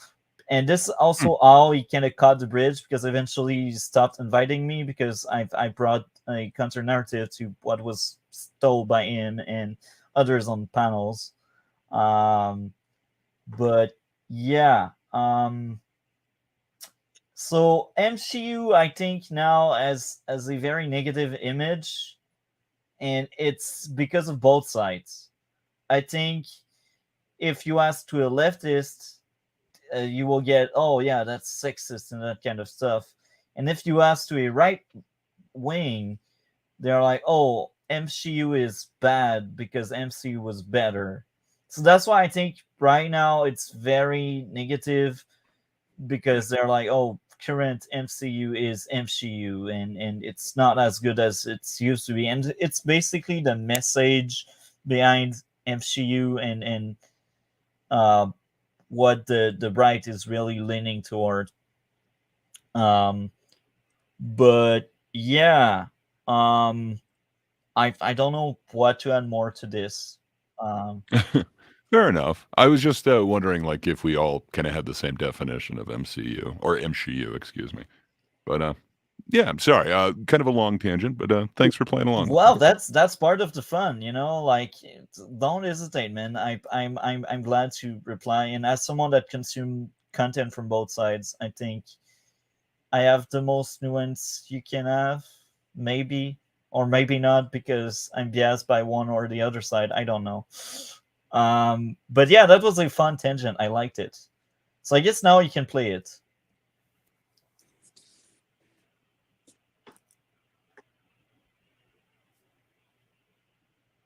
Keep it there a sec. My definition of MCU is I respect Gray's thing. It is a thing on it is a representative because the next phase of Marvels was supposed to become sorry, choked up a little bit. Trying to get sick, but not gonna be sick. Sucks. Basically, Nerd Erotic and them were pointing out they're trying to replace all the male roles with females, or they wanted Captain Marvel to be the centric because everyone remembers the all-female lineup in Endgame. Yeah, towards the end, the team up. You're like, oh, this is what you're going to do. Fine. But the community didn't want it. And you started seeing the subversion there. It slowly worked its way into the comics because it's not like the only reason you see Riri Williams in an Iron Man suit is because Tony Stark was perceived dead. People don't understand that. And I was wrong. I just looked it up. Apparently, it's back on Ironheart. I had heard that it was canceled, but now it's TBA. So she was in freaking Wakanda Forever, that godly awful movie. Yeah. I will never. Well, that's why. Well, I'd heard that they were moving it up, and then I hadn't seen it for a while. The thing about Riri Williams is she was roughly reintroduced to Marvel around the time they brought Miles Morales back to the 616 universe. Dane tried to say I was wrong within a year. And the idea is all she was going to be was the Iron Man. But legit, her only of her is she's in one or two comics as a side character. Then she becomes Iron Man. She's just a accomplished person. Then other writers have worn her like a skin suit. Now, by the way, heads up, you will find out Marvel sticks even hates its own comic fans because they destroyed the story. They straight stick every black character has to go to Wakanda at some point. And Wakanda's not a good place. I guess it depends if you're Wakandan. But yeah, on that, I forgot. Also, there's sort of a female Black Panther. There's sort of a female Loki. There's sort of a female crap. There was one other one that I just thought of. But it's kind of that combination that I thought people were calling the MCU. I'm sure there are some people who are, saying anything like boo women. I don't like that. And I'm sure there are people who, completely look at it very, I don't know, nicely. But I can't think the average person is thinking like boo women. I think it's more just this direction where you're seeing all these, classical characters that still have a lot of different storylines out there being shifted over. To me, that's what I'm hearing is MCU. But I could totally be wrong on that. So, and I will say, too, as well, there was the female Black Panther storyline in the comics. Yeah, and it's not that those don't exist. It's just you've got so many other ones that are considered more like classic ones. T'Challa still was Black Panther with the power of the Heart Fruit and the power of Bast. He just retired being Black Panther for a little while. Then decided, and she was the technological Black Panther, like Batman was, kind of thing, with advanced technology. So, and that was not considered a very well-liked run when it came to Marvel at the time. The other one is, let's say you go female Thor, Thor Unworthy. See, every so often, when you want to depower Thor in the comics, you just say he's unworthy, and his hammer leaves him because of the enchantment kind of thing. It's on it. And they did this, and they gave Jane Foster, who was dying of cancer, the hammer for a little while. Now, it started off as a weird run, but it actually ended up in her becoming Valkyrie, which has been more accepted. You see my point, right? Disney's had all these storylines they could have worked with, but they choose the route that is female centric, like with She-Hulk, or like they put these stars for. She-Hulk's more comedical, but you have the narrative, the men are stupid kind of thing. Yeah, but it doesn't sell to the fans. So that's why it gets called MCU, in my opinion.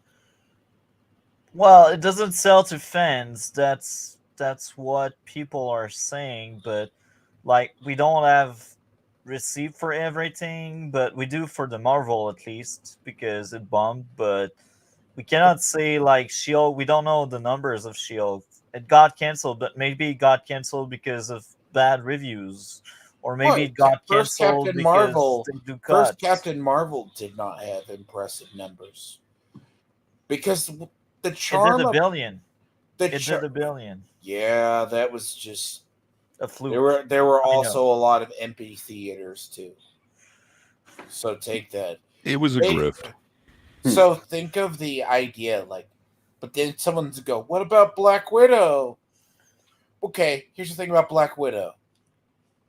Black Widow has always been on the Avengers team in one fashion or another. She's a female Avenger. She is respected for it because she has her place there. Some will go, oh, but she was sexualized. She's actually on her own. Yeah, people didn't hate the Black Widow movie. They just felt like it was 10 years too late. Yeah. Well, if you ask the anti-woke crowd, they used that as ammo and they loaded their gun with it. But if you ask normal people, you're right. And the thing with the Marvels is, what did I say the other day? The Marvels is got taken out of theaters 3 weeks. Yeah, that's and people were like, Marvel's saying, and then all the narrative came in that it's failing because of the men and the marketing. No one wanted to see it. It's really up there, with Star Wars. People just don't want to see that. So nobody liked Rey. Well, maybe you have these exceptions out there, like few people. Reylo fans, sir, don't disrespect them. Yeah, but Cole likes Rey. Remember? Okay. So you can play D-Lord. We need to play. Yes, I know. Sparkle, you're funny. She's teasing us. I hope so.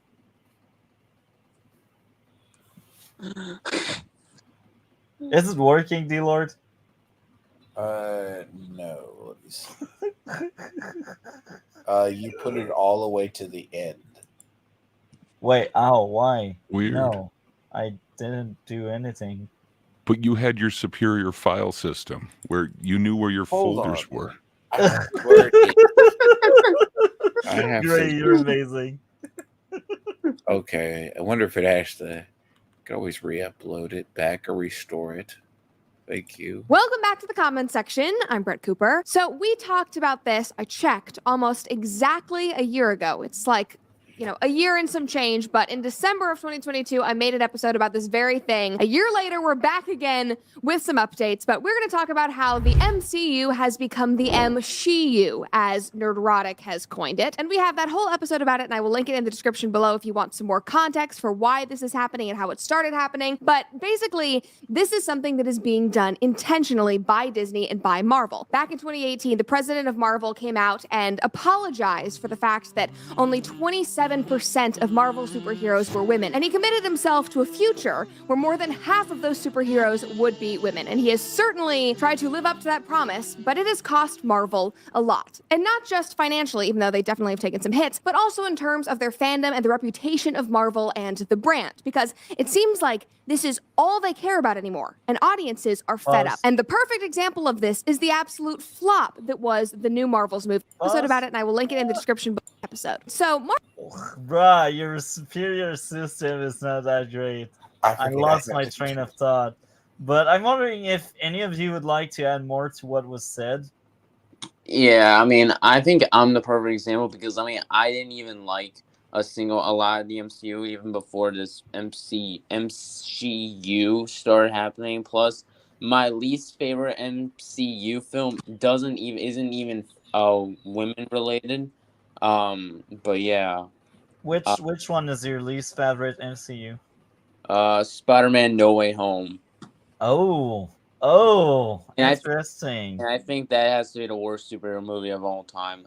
Like, forget Batman and Robin, forget Superman 4: Quest for Peace. Those films at least had some bit of logic and actually had some care actually put into it. Spider-Man No Way Home clearly did not. Yeah, it's like top 5 worst. It's like one of my worst movies I've ever seen. The others being like Zootopia and others, but yeah.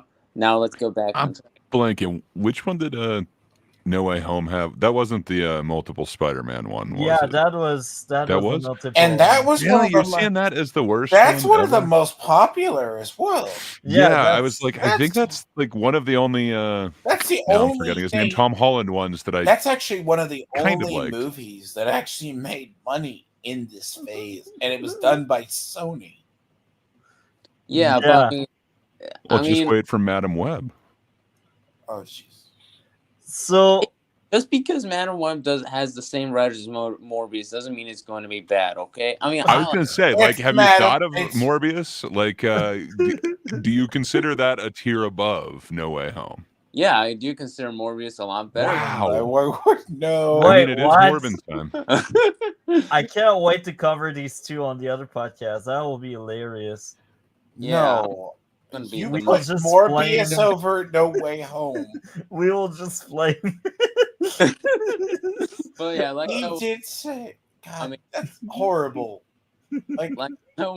Like I was saying, I feel like even before the MCU characters like Black Widow and Scarlet Witch were always a little more how do I say, weren't like as developed as say the male counterparts like Captain America or Iron Man.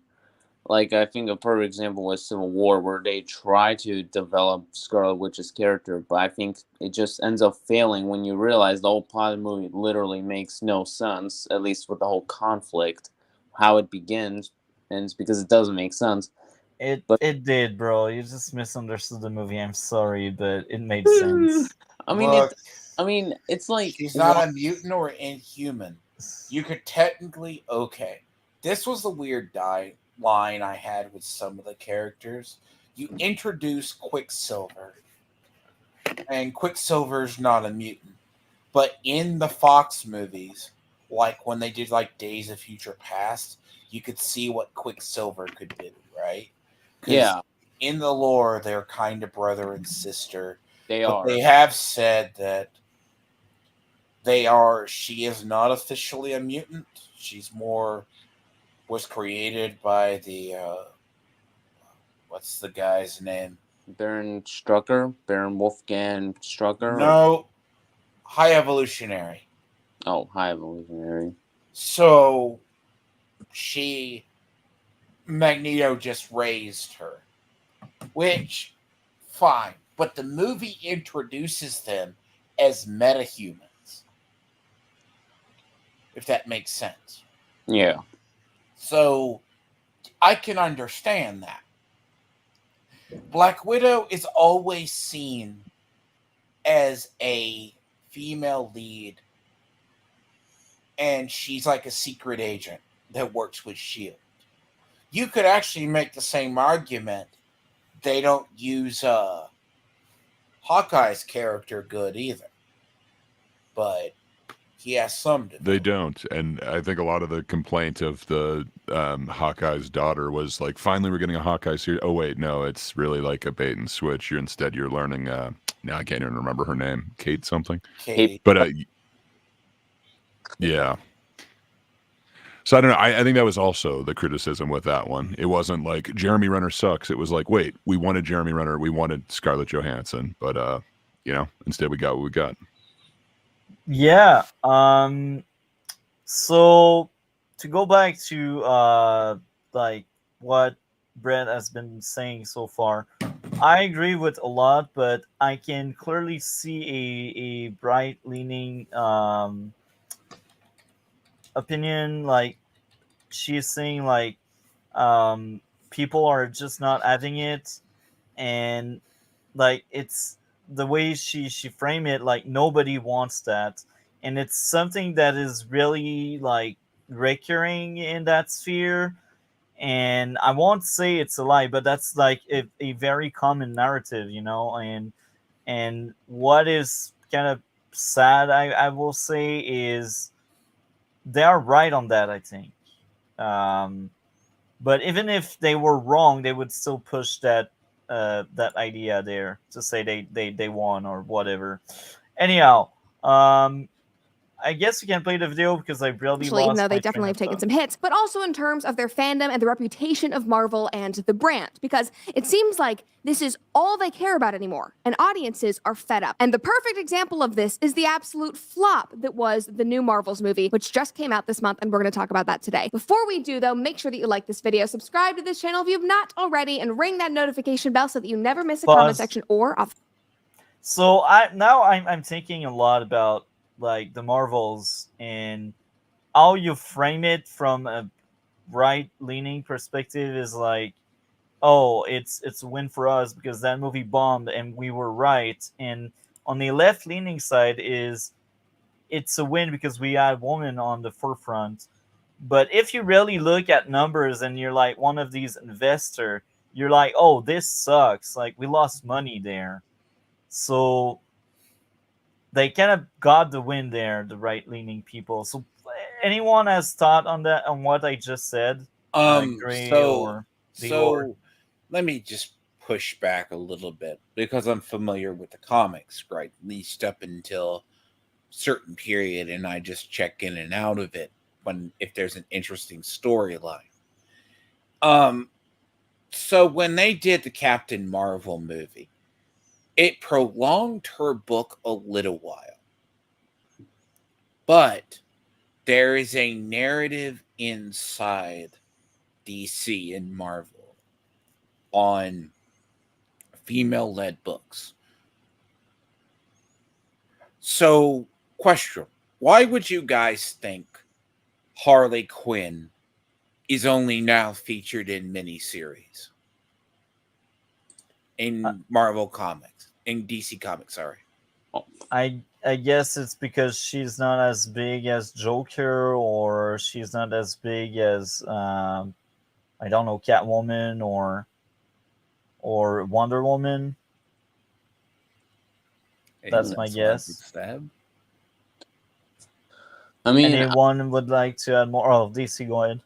Yeah, I was gonna say it's probably because she actually had development as a character that fans actually enjoy, like her transition from being Joker's partner to being her own solo film, a solo villain, to then, of course, anti-hero as she joined the Suicide Squad.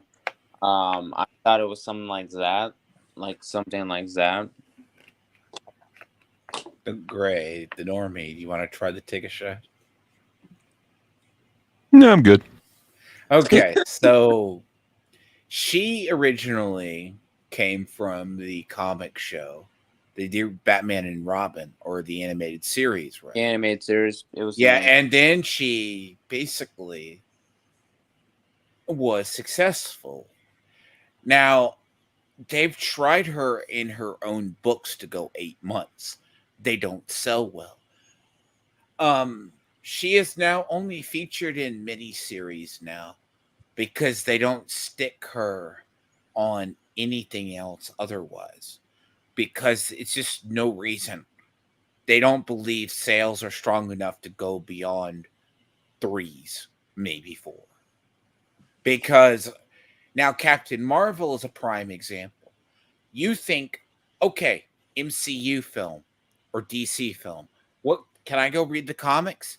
They gave a temporary boost to Captain Marvel, but it still resulted in Captain Marvel at the end, which put her on the shelf for a while and had her replaced with Monica Rambeau. A lot of people don't know this, but this is the actual stuff. If you look at the comics, you can look up how the comics sell. Do you remember in the Ant-Man films with Wasp? Wasp, Yeah. prior to when they were going to introduce her into MCU, had a solo book, or a book she was. Issue 1 sold decently. The rest of the issues fell off, and it was canceled within 5 issues. Wow, that got canceled fast. 5 or 6. So they were going to relaunch one, right? Because they're like, what is it? People remember like, oh, we all loved the Wasp. Everyone was, but no one would buy the comics. So it's kind of like, you say these characters are popular, but Marvel actually paid for these books. Like, does that make sense? Yes, it does. So this is a little context to the outside of it. And because what you have to remember is what Twitter normies like. They'll buy one issue, but they will not buy any beyond. They might buy 1 or 2. It's like I've asked a certain creator who loves Pride Month. So did you go buy the issue? Oh no, it's sold out. I go, why can't I find all the variants in my area? And he has never responded back, and he blocked me. You got skills. It's already been established. You have skills that are better than other people. His narrative was it's sold out.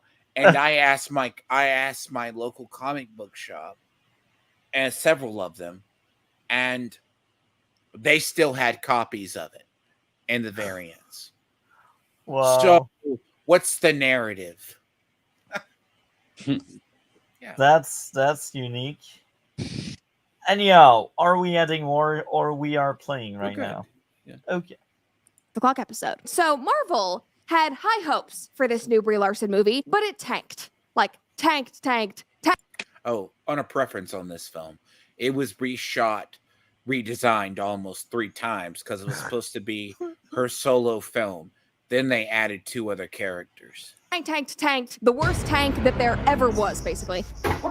It's beyond saving. It's trash. New York Post tweeted, "The Marvels flops at the box office, making a new low for the MCU." MCU. And Deadline wrote that it cratered, that's the word they used, with 47 million in North America and 63 million internationally. The lowest opening week. It also hit all the lowest records. It actually opened lower than Norton's Incredible Hulk. Really? Oh, wow. Okay, that's some kind of in the low franchise's history. Before this weekend, the worst debut belonged to 2008's The Incredible Hulk, which got 55.4 million, not adjusted for inflation, which premiered at the dawn of the MCU. So I feel like we're kind of seeing like the arc of the MCU here. Like there was a movie that didn't make a lot of money at the beginning of the MCU. They had their peak, tanking. Like I said, tanking now. We are seeing the end of the MCU, and they have done it to themselves. They have been doing it to themselves for the entirety of Phase 4 MCU. Like, basically, None of this is good. Somebody commented and said, when you can't tell what the plot is, but you see that it checks all the boxes, that's a bad sign. Somebody else said, that's what happens when you put a chick in it and make it gay. Put a chick in it and make it name it gay. Another person said, you mean when you trash... Buzz. So all of these comments, they are clearly generated by that hive mind from the right. Mm-hmm. And I don't know about that. But the Panderverse episode is so good. I don't know if they're all generated from that, because I don't know. Like there were no gay character in or if there was, it was subtle. There is actually, supposedly because of that very episode of South Park, Valkyrie they changed is it. Bi. But but she was Valkyrie supposedly actually involved with Captain Marvel, but they removed one line where she says we work better as friends. Supposedly they removed that because of that Kathleen Kennedy South Park joke where they said put a chick in it, make her lame and make it gay, and make her gay. It does appear that they did some edits after they learned of the Panderverse. So I don't know. I wouldn't consider the Panderverse or the guys from South Park to be right wing. I don't know, man. I don't know that I can agree with you on that. They also, but by the way, a lot of the Panderverse stuff is coming from fans of South Park who I don't think are traditionally right wing. Okay, I'll very say fair this. point. What's like funny, I want to say Thor: Love and Thunder. They wanted to ship a Valkyrie, Natalie Portman storyline where they would become a couple, and that got scrapped too. Probably for the best. So I don't know. Could be hot. I heard that because, and I'm like, because the idea now, the thing about you can go in the conspiracy theory about the Panderverse. The Panderverse episode is commonly referenced right now, like the Margaritaville episode is, for South Park, but Disney did not get told what was going to be said, and they are nowhere near right leaning. So, take it. Yeah, that could make sense. So, they hate Hollywood. They hate everybody. Yeah. Yeah. Look, I haven't seen Panderverse. I only heard a lot about it from both sides. But you should experience it yourself. It's weird. Like, it is a little bit more centrist than you'd think. Like, going in, I thought it was going to be one way, but they actually portray Kathleen Kennedy, like the real one, not the Cartman one, pretty reasonably. Oh, so, I don't know. That's interesting, and actually you piqued my curiosity. Like, I was kind of turned off by what I've heard about it, but based on your opinion, I'm actually now interested. I think I'll watch it after. So think of South Park as a centrist message that usually comes together in the end. Like, that's why I quote it like the Margaritaville episode or the Imagination Land episode's pretty good too. Yeah. But the Panderverse episode was, bear in mind, a lot of these episodes take time to produce.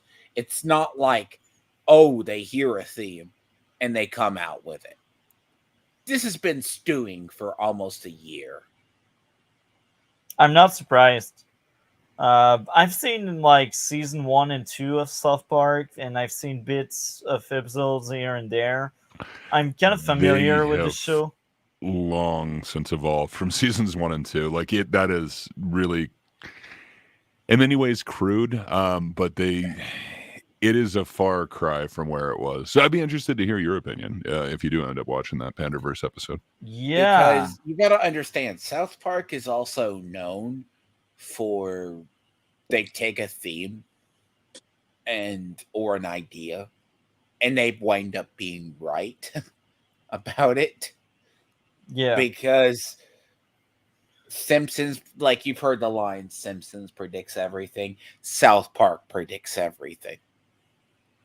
They have their own way of spinning it.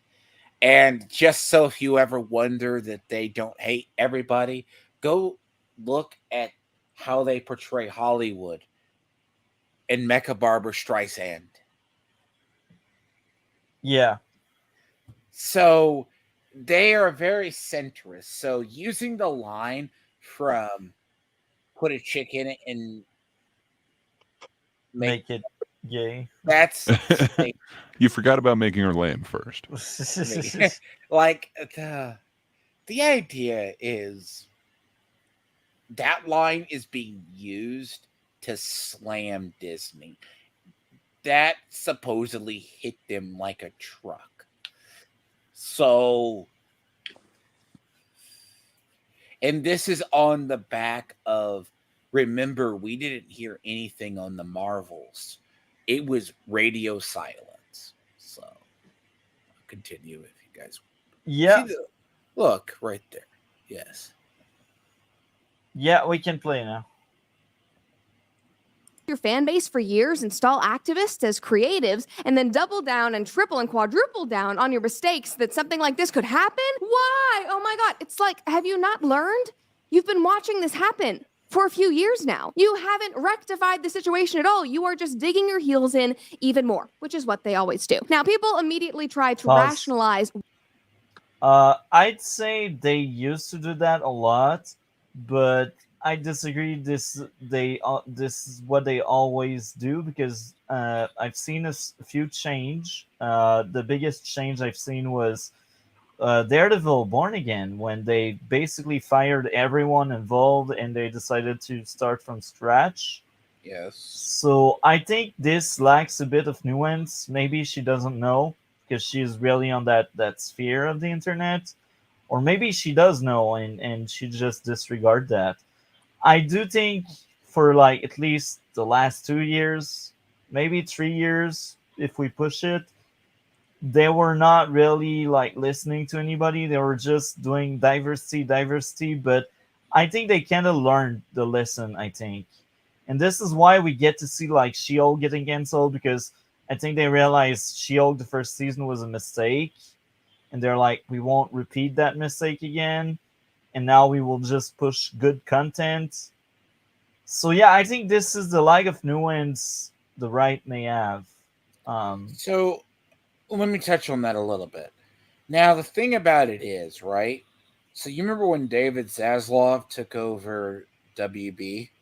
Yeah. So he can't fold things because he was like, oh, we will save some money. Basically, he needed to save money because Batwoman project, which was supposedly awful, got canceled and nuked out of existence. And everyone's Legends like, of really? Tomorrow, Batgirl. Yep. Not just that, was all nuked. Because apparently it wasn't getting very good reception. And that should bring up something, right? Like, if that's the case, sure. So the idea is they had one of my gripes about Black Panther 2 or Wakanda Forever was, are you familiar with the show Spartacus? Nope. Well, I should recommend you guys watch that. It's very good. You would actually enjoy it. The main actor developed prostate cancer. It's an amazing show. And the documentary on him is just like amazing too. They originally, so they put the section of that on hiatus, and then they went with, what is it? Gods of the Arena, basically, or like the prequel story. And then they replaced the actor. They didn't replace Chadman Boswick. They just go, we're going to go forward with Shuri, who's the best at everything, just like Kate Bishop. Does that make sense? We lost Multi. It does make sense. It does feel like it's a bit unearned, but yeah, maybe keep going a little bit on the video. Yeah. MCU. Like basically, none of this is good. Somebody commented and said, when you can't tell what the plot is, but you see that it checks all the boxes, that's a bad sign. Somebody else said, that's what happens when you put a chick in it and make it gay. Put a chick in it and make her name it gay. Another person said, you mean when you trash your fan base for years, install activists as Star Wars. Do you remember the Star Wars where the whole fandom menace started? Yeah. They went after their fan base because they didn't like the source material. Wow. I mean, shouldn't be surprised because it's Disney. But yeah. Disney is the one that attacked their fans, and that's how they created the fandom menace. And they also gave ammo to the fandom menace by attacking the fans. Anyhow, except if you guys would like to add more, I guess we can play. Creatives and then double down and triple and quadruple down on your mistakes that something like this could happen? Why? Oh my God. It's like, have you not learned? You've been watching this happen for a few years now. You haven't rectified the situation at all. You are just digging your heels in even more, which is what they always do. Now, people immediately try to rationalize why this happened, and the excuses were just amazing. So we have to talk about these. Now, author Stephen King decided to jump in first, and he made it about misogyny, of course, and he tweeted and said, some of the rejection of the Marvels may be adolescent fanboy hate. You know, yuck, girls. Okay, folks. I think this is a brain dead critique. Which just sucks because like so many cool things have come from that dude's mind. Like, how come his opinions are so warped?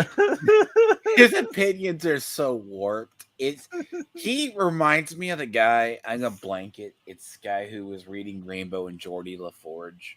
Like I had Mr. LeVar Burton. LeVar Burton, yes. And then Patrick Stewart is also a progressive bent too. Like half the TNG cast is all progressive or liberal. And it's just, you have to remember them for who they were before they became activists.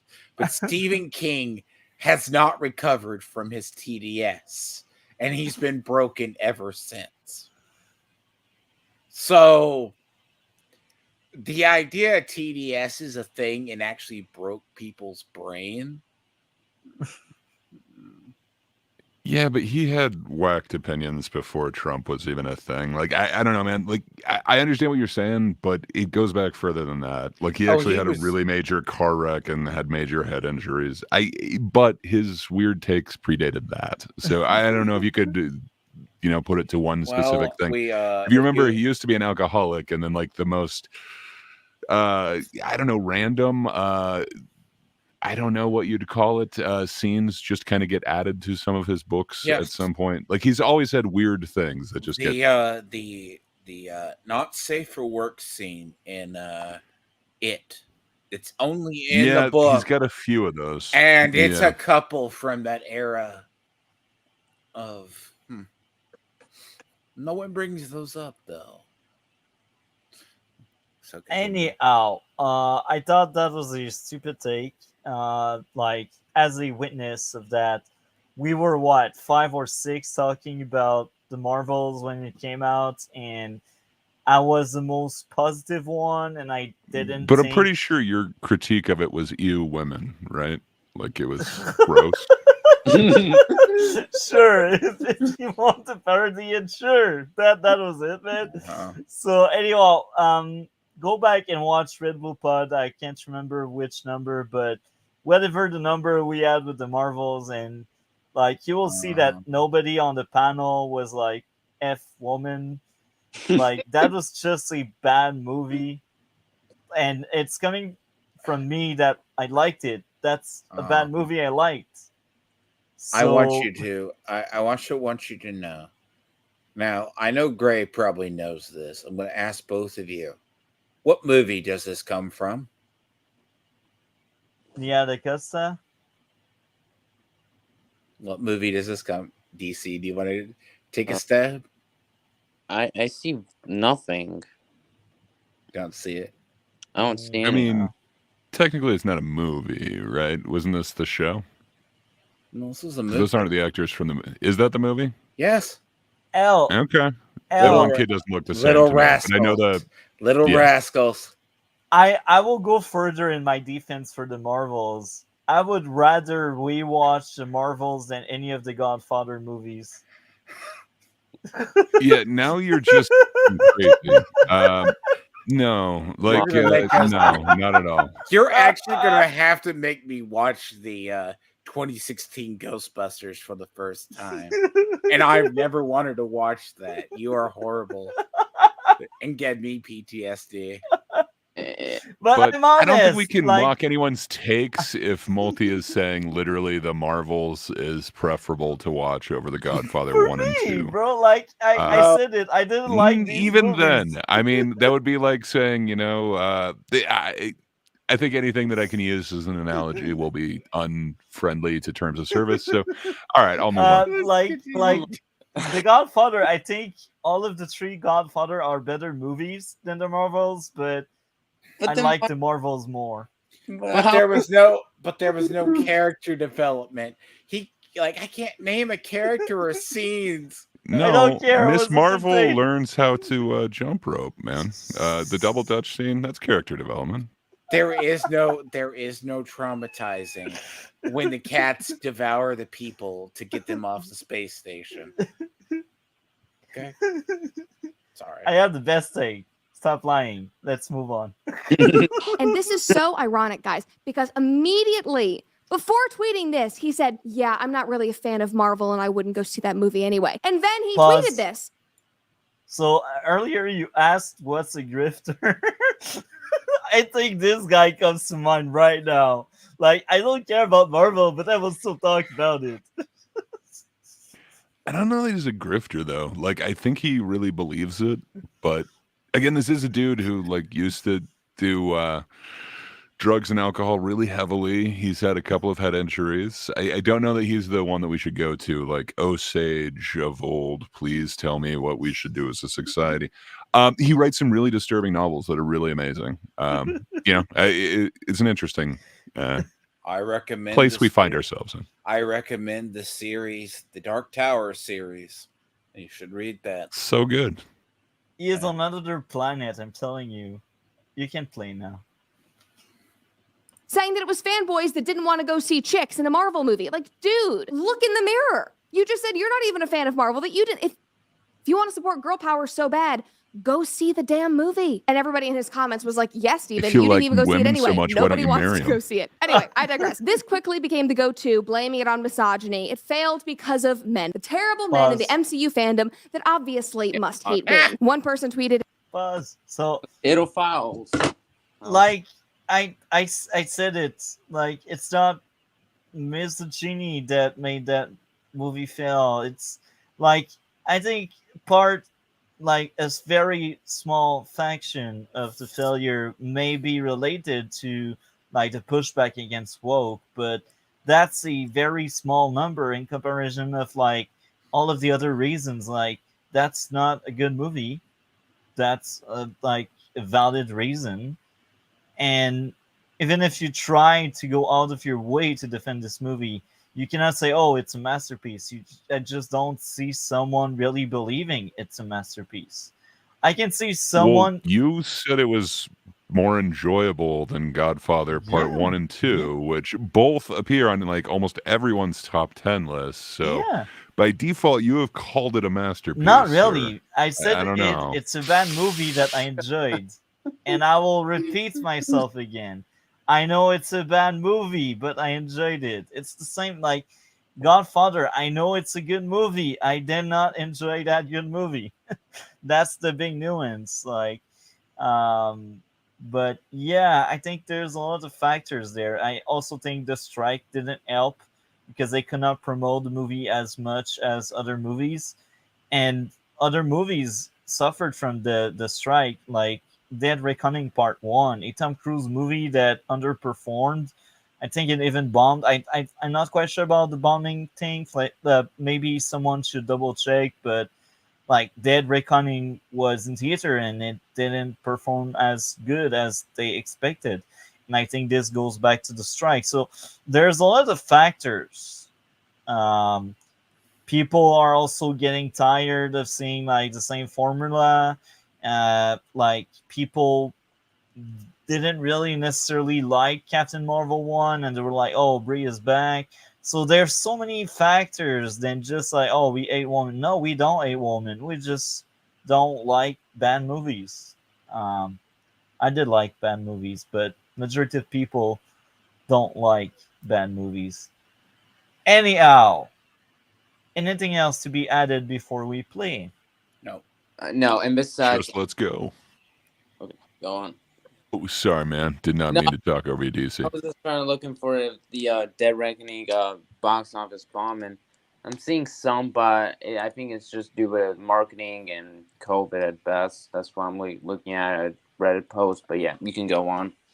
Yeah, I'm not really a fan of Marvel, and I wouldn't go see that movie anyway. And then he tweeted this, saying that it was fanboys that didn't want to go see chicks in a Marvel movie. Like, dude, look in the mirror. You just said you're not even a fan of Marvel, that you didn't. If you want to support girl power so bad, go see the damn movie. And everybody in his comments was like, yes, Steven, you didn't even go see it anyway. Nobody wants to go see it. Anyway, I digress. This quickly became the go-to, blaming it on misogyny. It failed because of men, the terrible men in the MCU fandom that obviously must hate women. One person tweeted and said, it's really interesting to me that it's all the men who are very actively hating on the Marvels. The movie isn't perfect, read my review for my thoughts, but it doesn't deserve the hate that many men are giving it. And somebody replied to her and said, 100%, it's a lot of fun. Don't go in expecting Endgame, but it definitely is better than most of what Marvel has put out lately. It is mostly men complaining. In the movie, not once said girl power. There was no agenda. They just existed and kicked ass. There was no agenda. My ass. Okay, be quiet. This is where you zip it. All right, the adult is talking. The Disney Plus.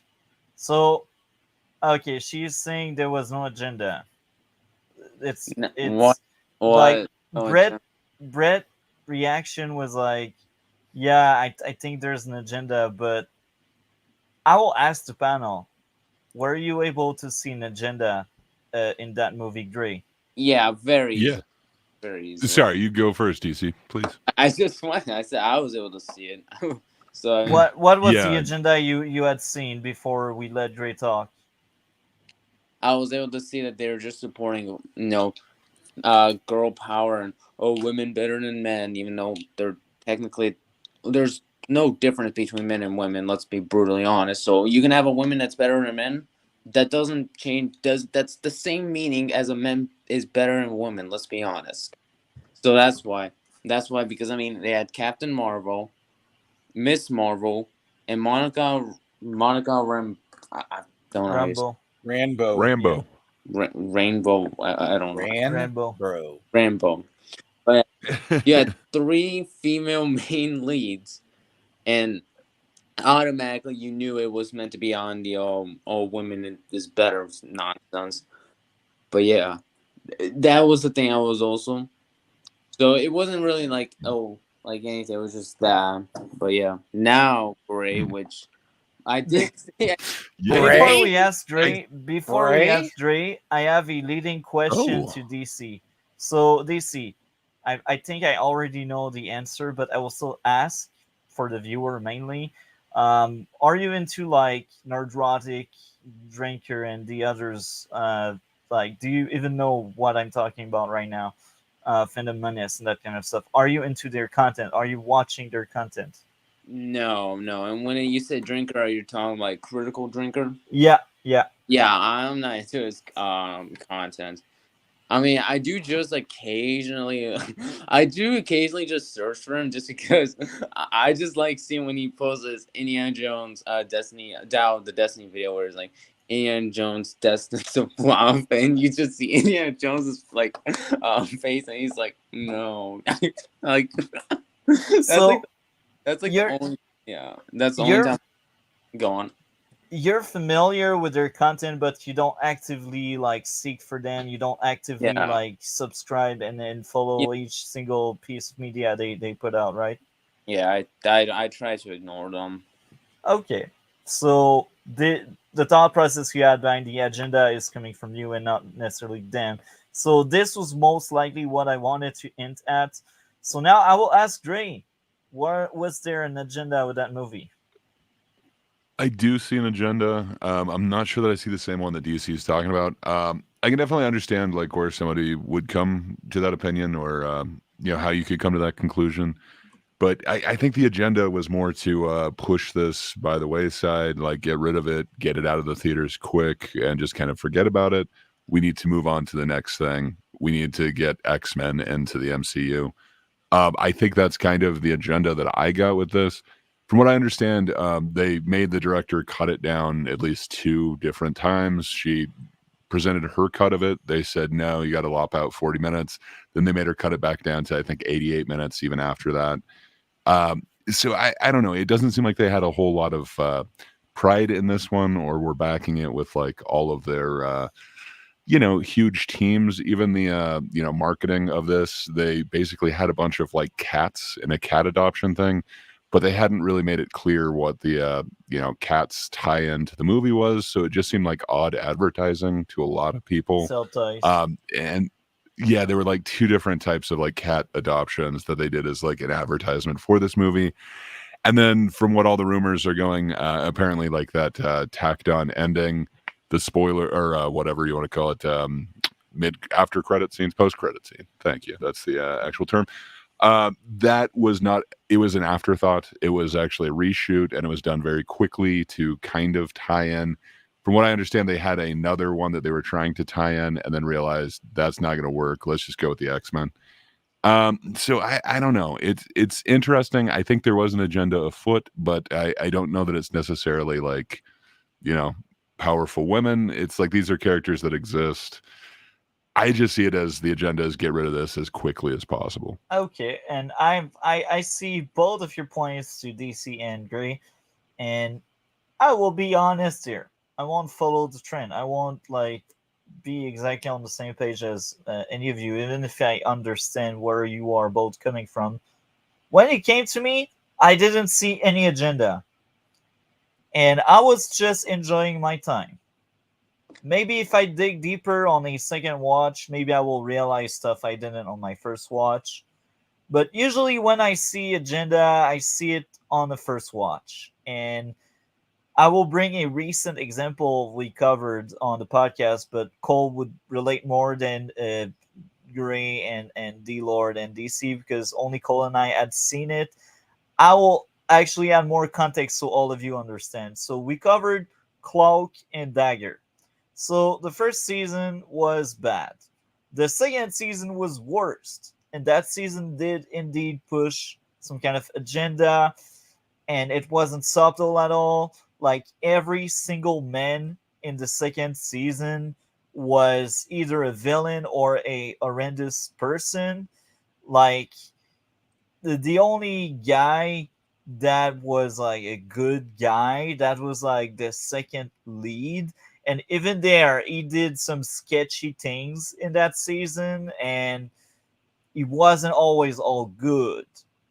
So I could see the agenda, and Cloak and Dagger, that was my first time watching this show. So it's not on the second watch that I connected some dots. And as I said, I haven't watched like actively watched like these right-leaning people over more than a year now. Like I kind of made the disconnect like around November last year, October last year.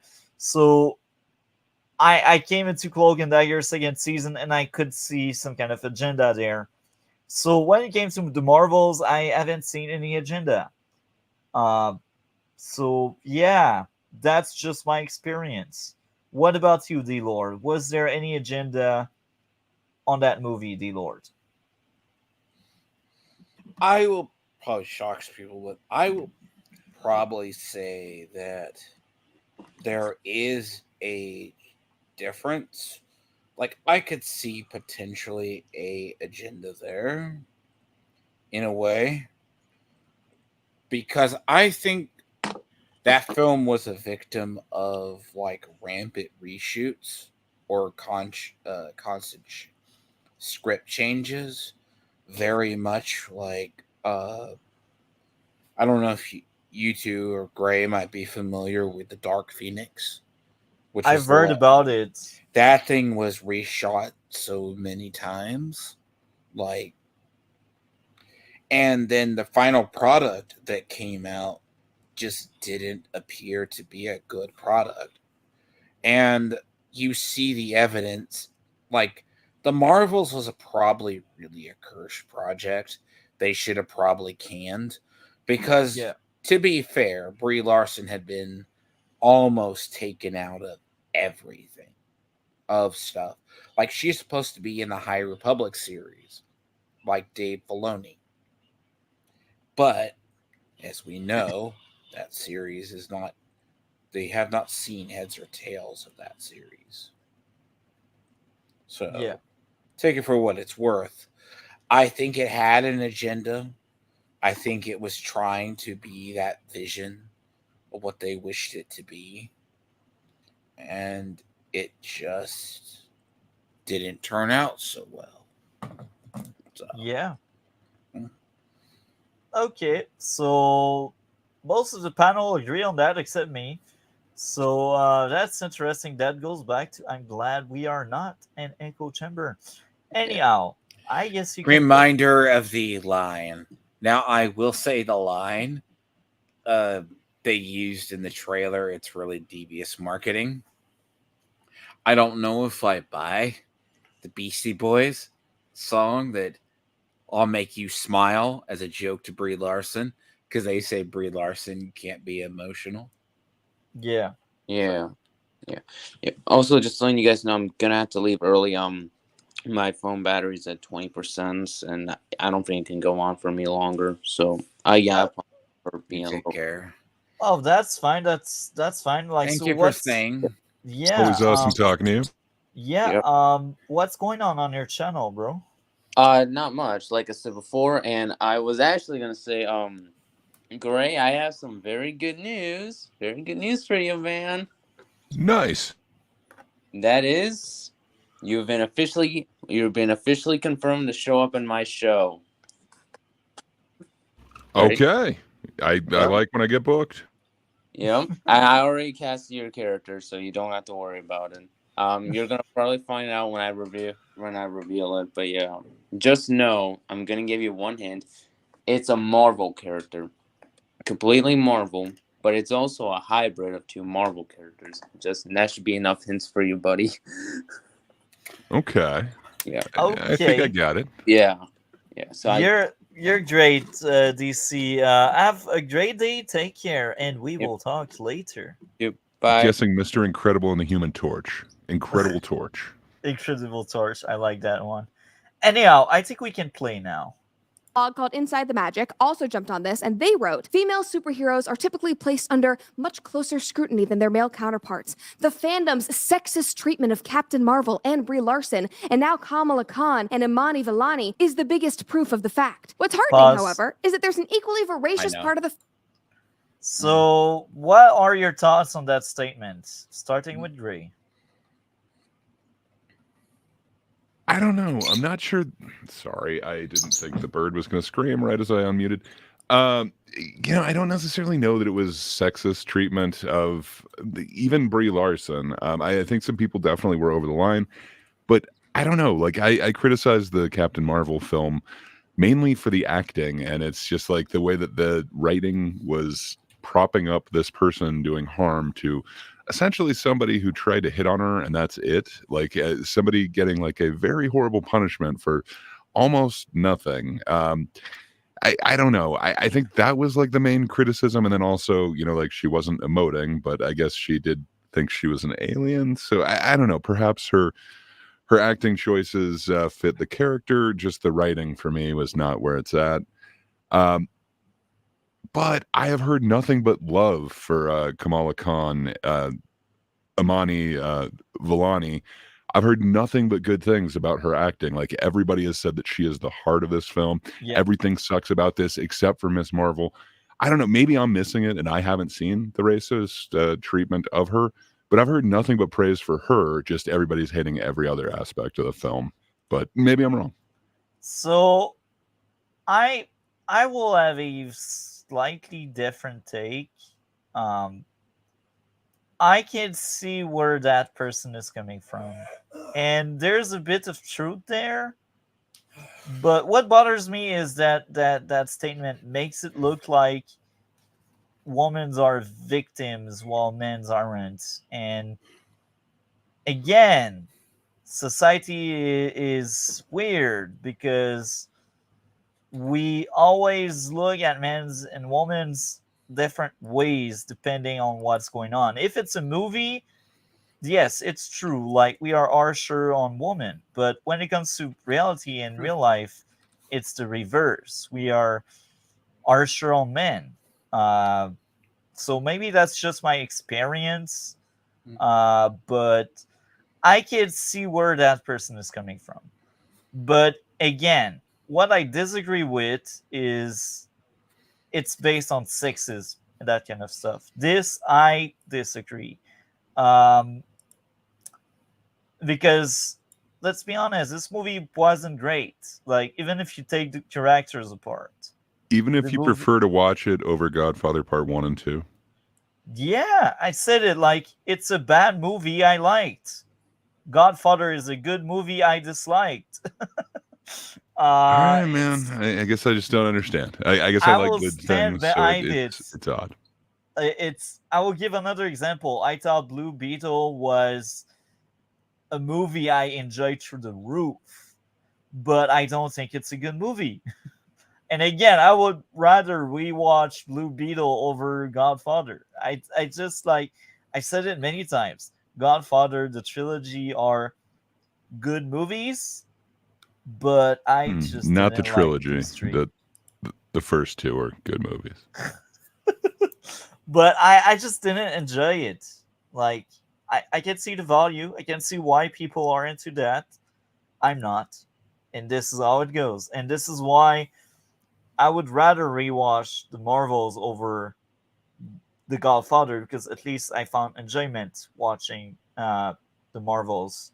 While the Godfather, there are moments like I think I would rewatch on playback like that scene where she breaks all of the dishes. That was a wonderful scene. My favorite scene in the trilogy. And you think I'm joking? I'm not. Um, anyhow, Kay had so many more powerful scenes. I agree that's a good scene, but wow. that's my favorite scene in the trilogy. I'm telling you. Yeah. So I think we are done with that comment. Except if the Lord would like to add more to this comment there, we see on screen.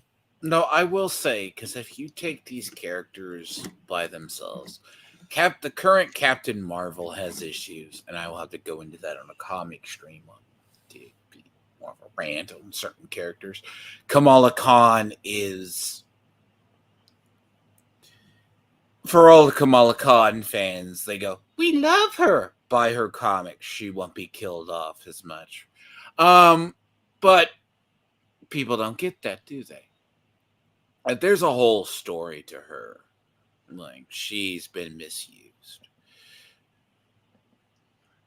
So, yeah, we'll continue. But I will have to do this on a comic thing when we do ours eventually. Which, Friday sounds good for that. Should be sooner rather than later. Willing to stand up to criticism for criticism's sake. I feel like that part of the fandom doesn't actually care about the MCU or the quality of the movies. They're just trying to stand up for these movies because... Hence, I said the Twitter population that doesn't care or buy comics.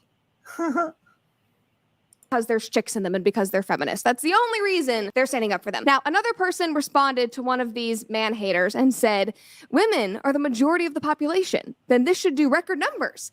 Let's see. Yes, keep that comment in mind. It will be very, very important soon. But anyway, fans were even calling bad reviews written by men on Rotten Tomatoes weird and disturbing. Literally, just men writing reviews about how they didn't really like the movie weird and disturbing. This guy said... Pause.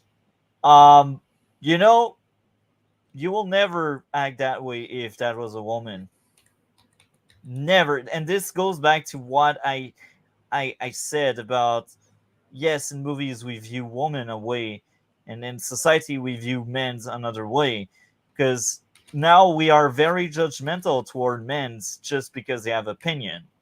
But you would never do the same if a woman had opinion. You would support that woman. You would say, go girl, be all powerful, like trash patriarchy and that kind of shit. Anything else to add? No. Okay. So yeah, I guess we can move on. Some negative reviews are just weird and carry a disturbing undertone. So let's read this and see what it's all about. This person wrote, a superhero movie clearly... Oh, let me add something. It's really quick on that. Mostly people who go see comic films are going to be men and teens, boys. True. There's a really old study that gets debunked. It's not been debunked, but they haven't done it again.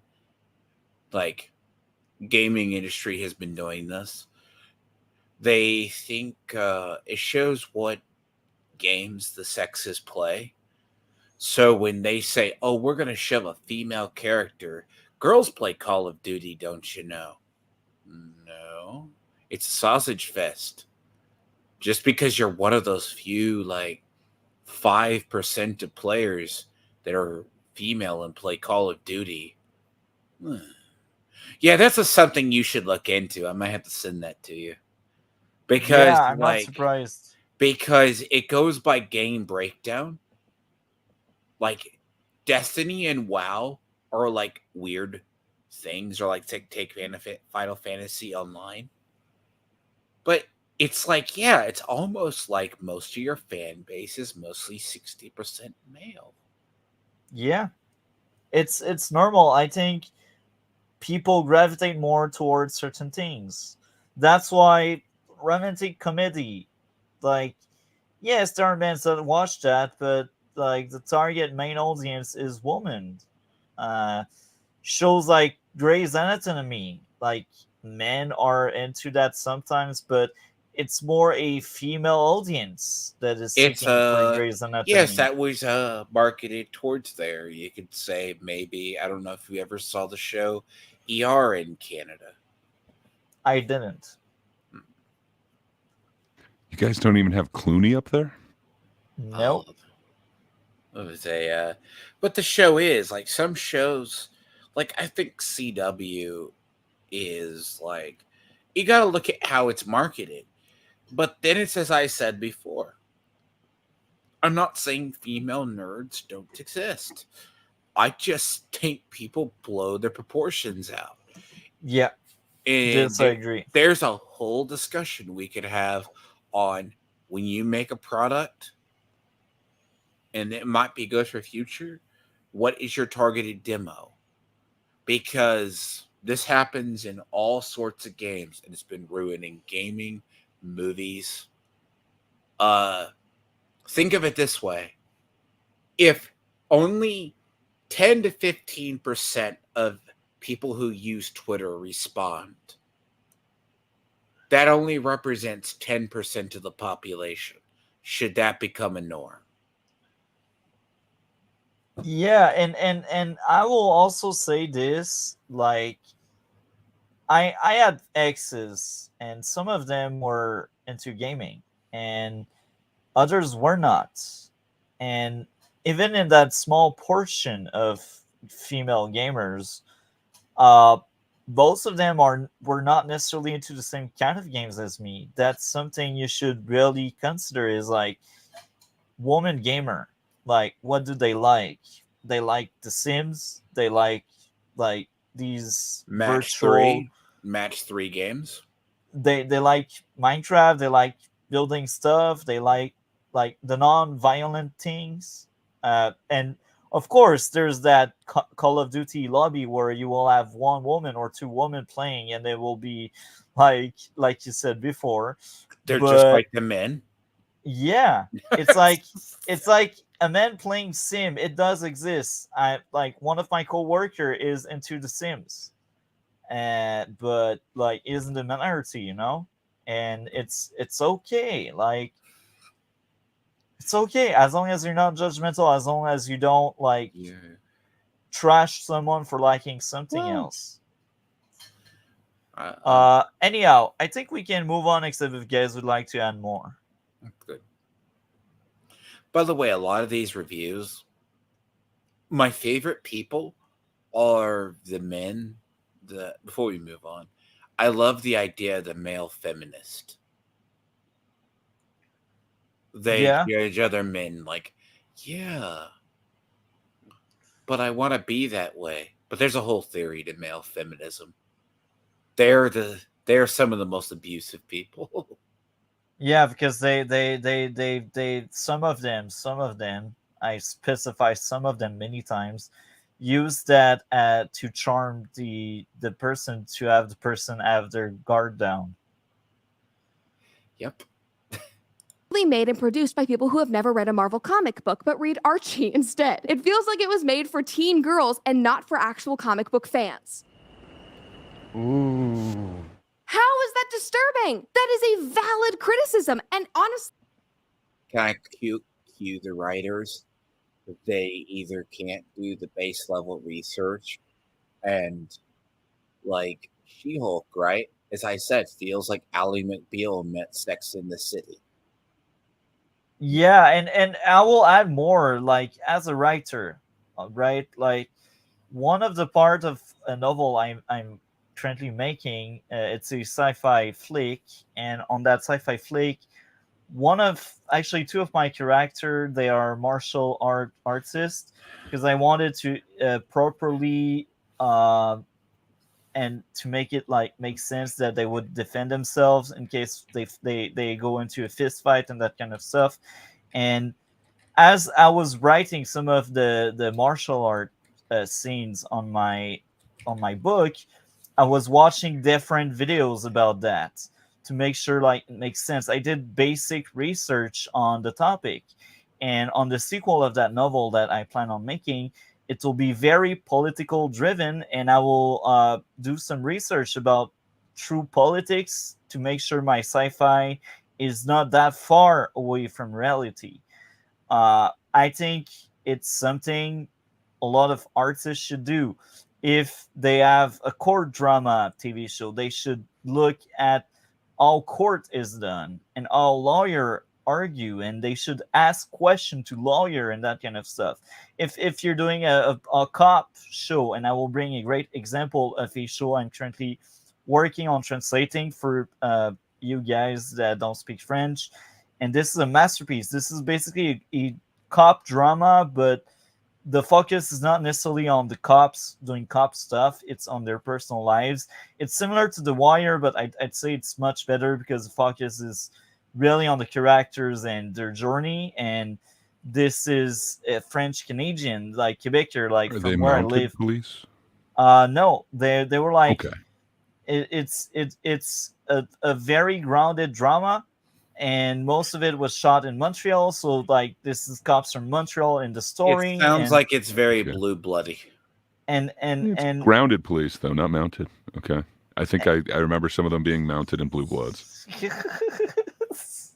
No, anyhow, but he's never seen Blue Bloods. I bring that because in that show, the people making this show, which the writer, the director and producer is called Pods. In Pod, he made some research of his own, and he talked to cops, and to make sure the actor were on point and knew what they were doing, they would go on ride with the police, the true police from Montreal. So they had some kind of field training to shot and create that movie to make it more realistic, and this is important. This is why I value this show so much, and there's more because the story is good, the characters are good, and it's just one of the rare stuff made where I live that is actually good, and I would recommend, because most of it is like really bad TV.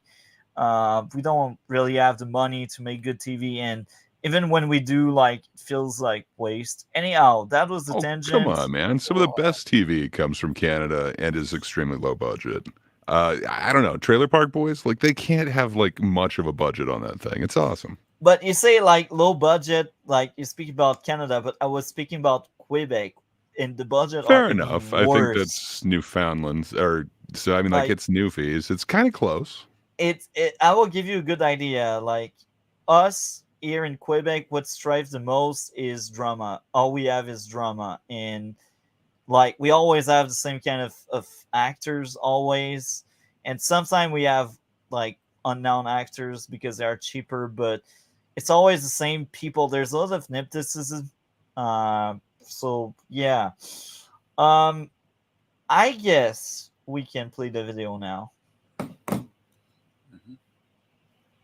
It's probably right. Like, it doesn't even seem like he has any anger underneath that. He's just stating a fact. Yeah, this has a lot of chicks in it. It was probably made for chicks. I don't think this woman is into Marvel. She probably likes Riverdale.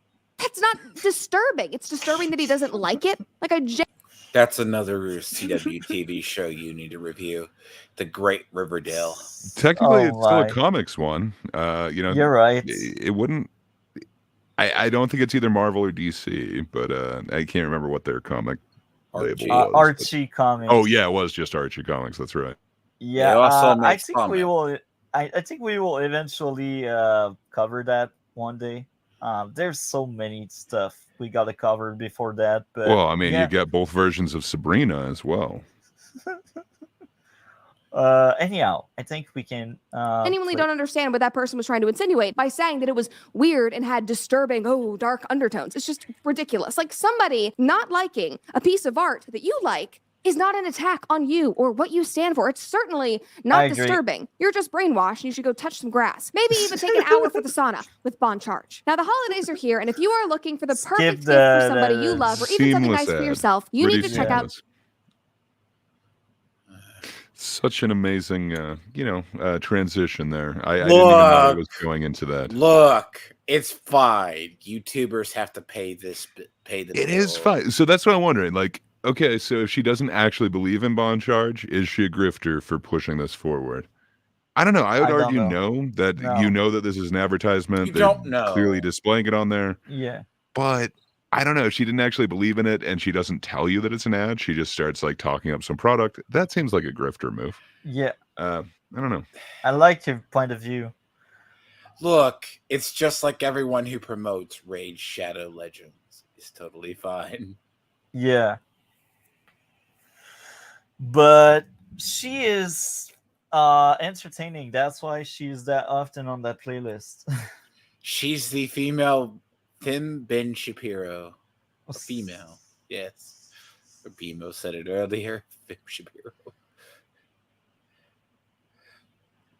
The thing is, watch the two side by side. You will.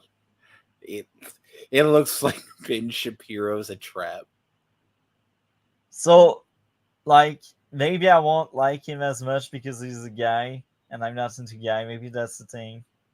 She looks pretty. The scary we're part. Back from the break now. If you want to She pause said there are pockets of the fandom that are really virulent and that will be applied to your entire order. Again, that is boncharge.com. I love their products. You will too. They'll make exceptional gifts. Why? And Just went even back a a little second something for so that yourself. we don't Anyway, miss even what the you were saying. director of this movie was blaming the fandom, which is...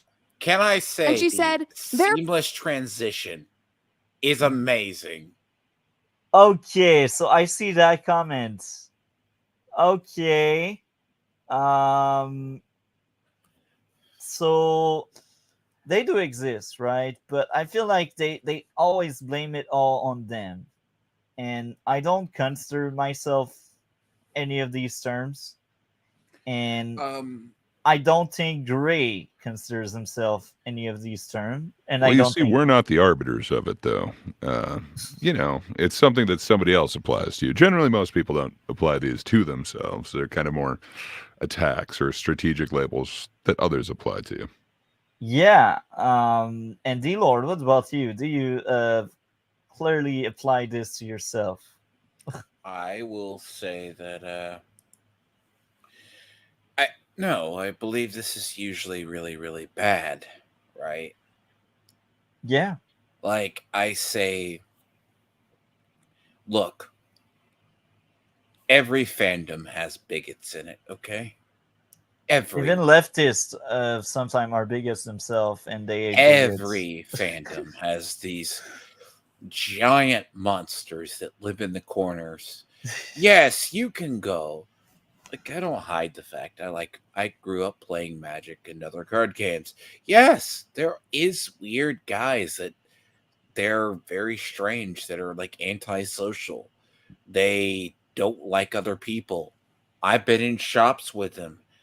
oh, they don't like you because you're this way, and they they do the very same thing. They outcast you, and then wonder why they hated, and then they come together like a clique. I've seen like the worst parts of fandom. The people who go, I'm not going to watch it because there's a female in it. Well, yeah, they exist. Those people are weird. But they're in the minority. They're like in a really small corner. But because it's so offensive, we hear them too loud, I think. Like the fact that it's so rare when it comes up, you're like, oh, it exists. You're kind of shocked that this shit exists. I think that could be a way to place it. The internet has found a way to empower idiots, okay? I'm going to be honest. There's this idea that floats around. That it floats around. It's floated around many years. A lot like Benson has. The idea is you have the internet gives a platform to people of all opinions. You can find whatever crowd you want to be a part of. Every fandom has a toxic part to it. And these people come together in one fashion or another. Like, I won't go and say Dane's channel should be shut down or Tony's channel. They have a right to be there. If you gravitate towards these people, good for you. Good for you. Yeah. You found a home. But I will disagree with your opinions. But that's my point, right?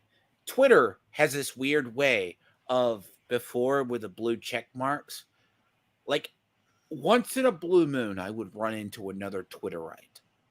Like a Twitterite who actually sounds like they sound like on Twitter. I'm like, dude, do you actually exist? How do you conduct yourself IRL? But they don't go outside. I can live in an area. They go, oh, Biden's bad, like all this crap or whatever.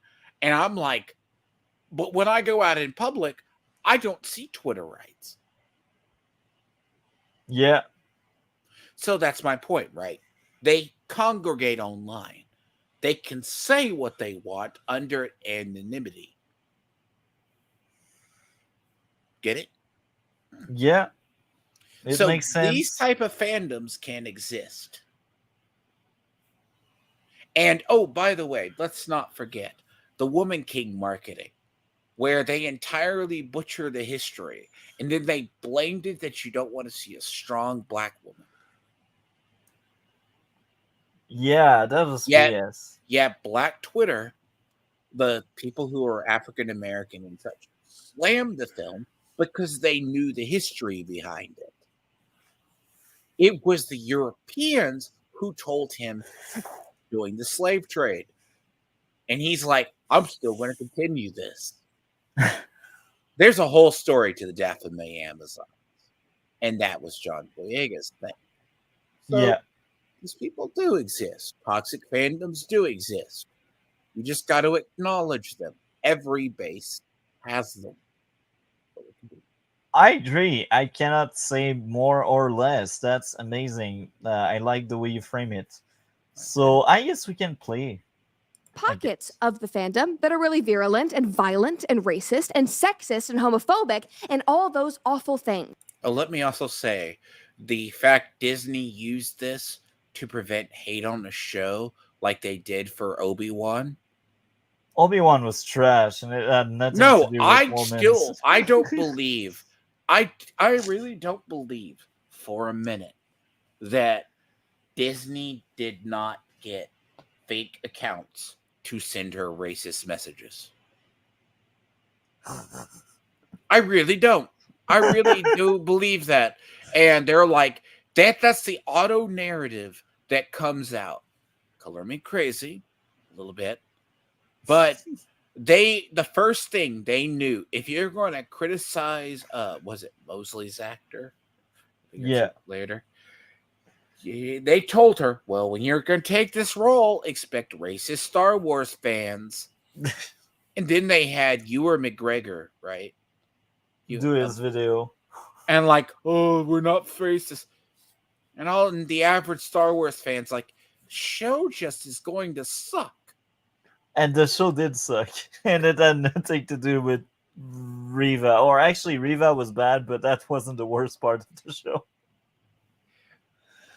No, you get stabbed repeatedly, especially as a youngling and an adult, and you walk away.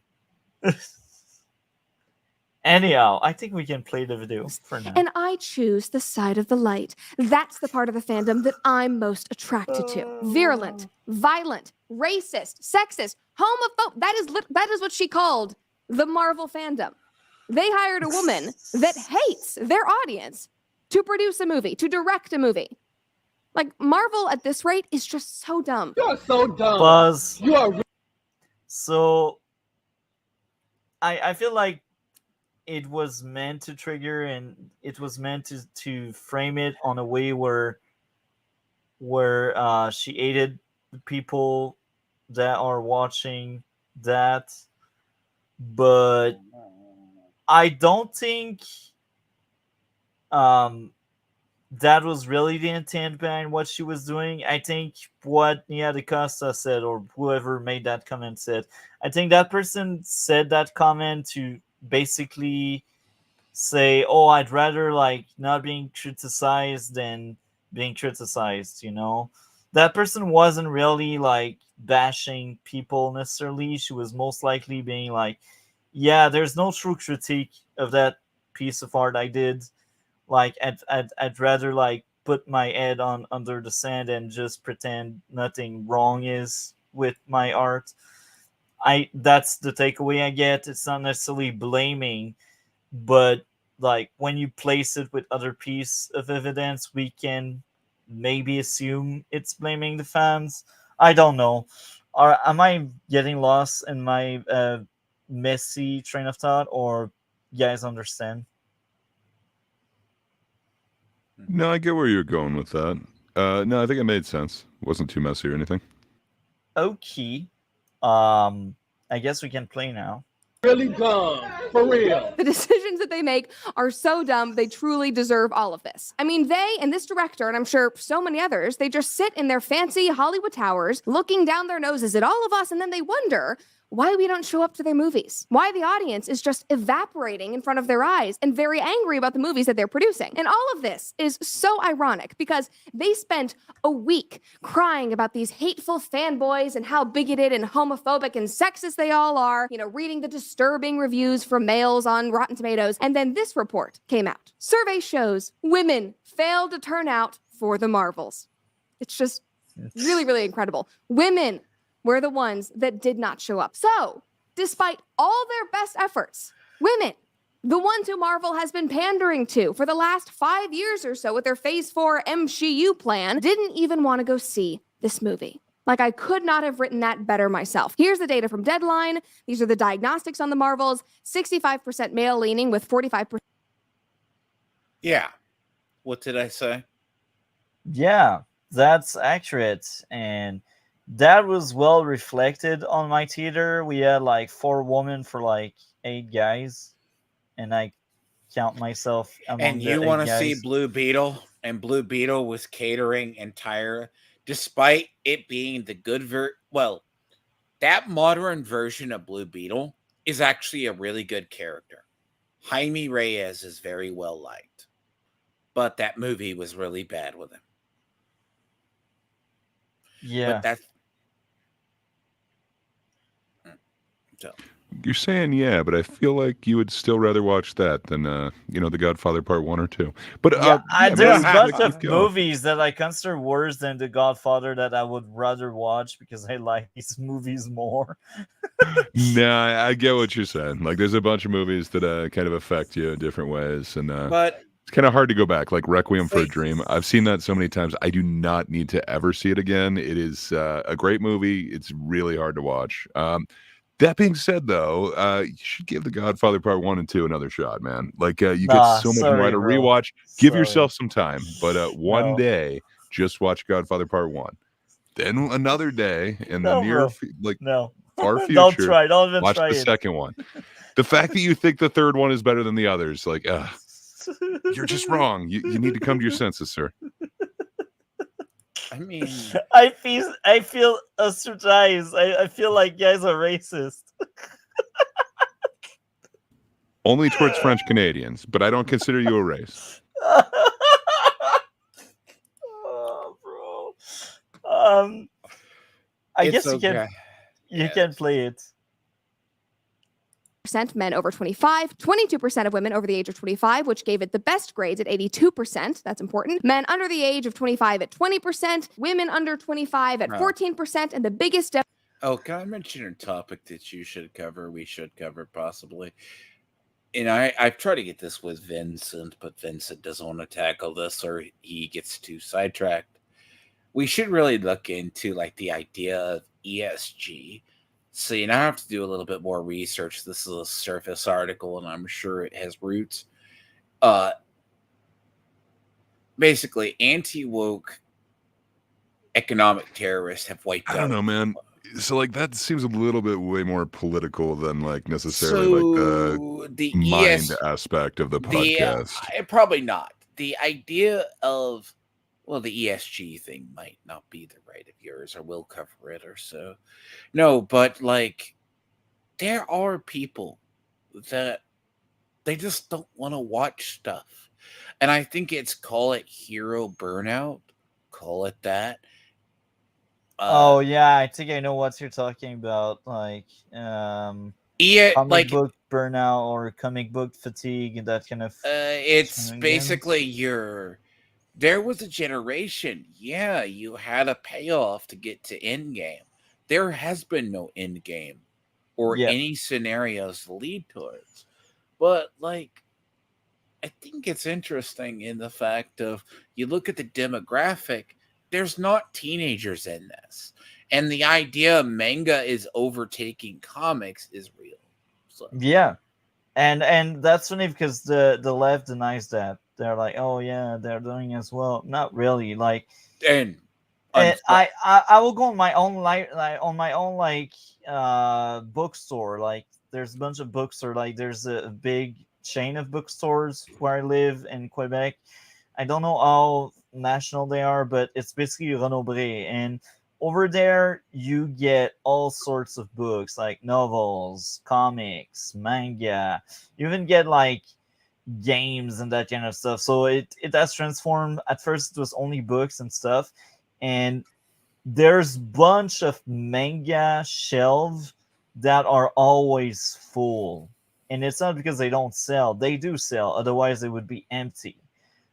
Because like there are other bookstore on that chain that order less manga. So when you see, there's a missing one, so that means in this specific bookstore they don't order as many manga as like the other one you go at.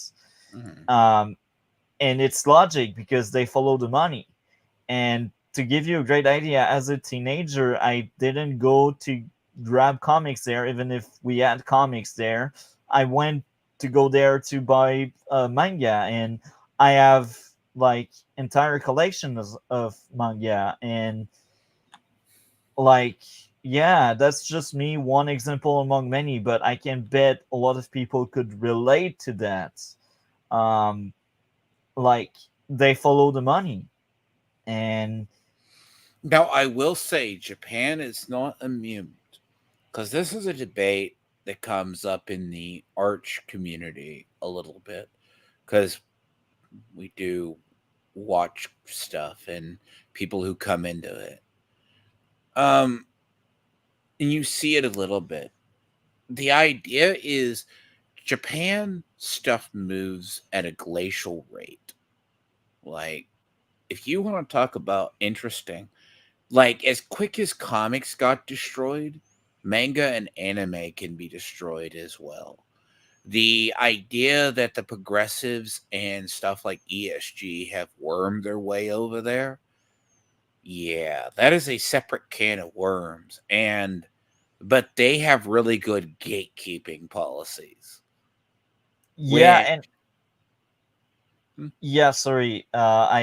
Something came up, and I got that idea on my mind to explain another thing that would contradict some of the narrative out there.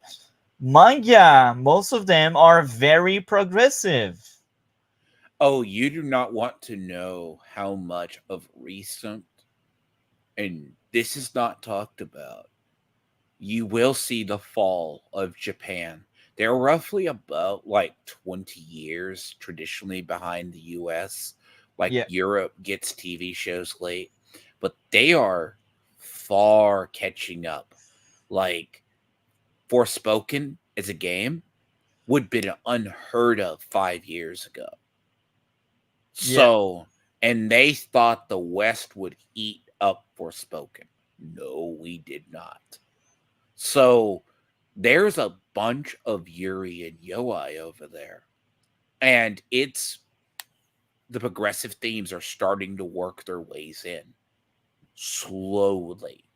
The destruction of the MCs. You're going to see it like with the Marvels, but that's a topic like if you do research.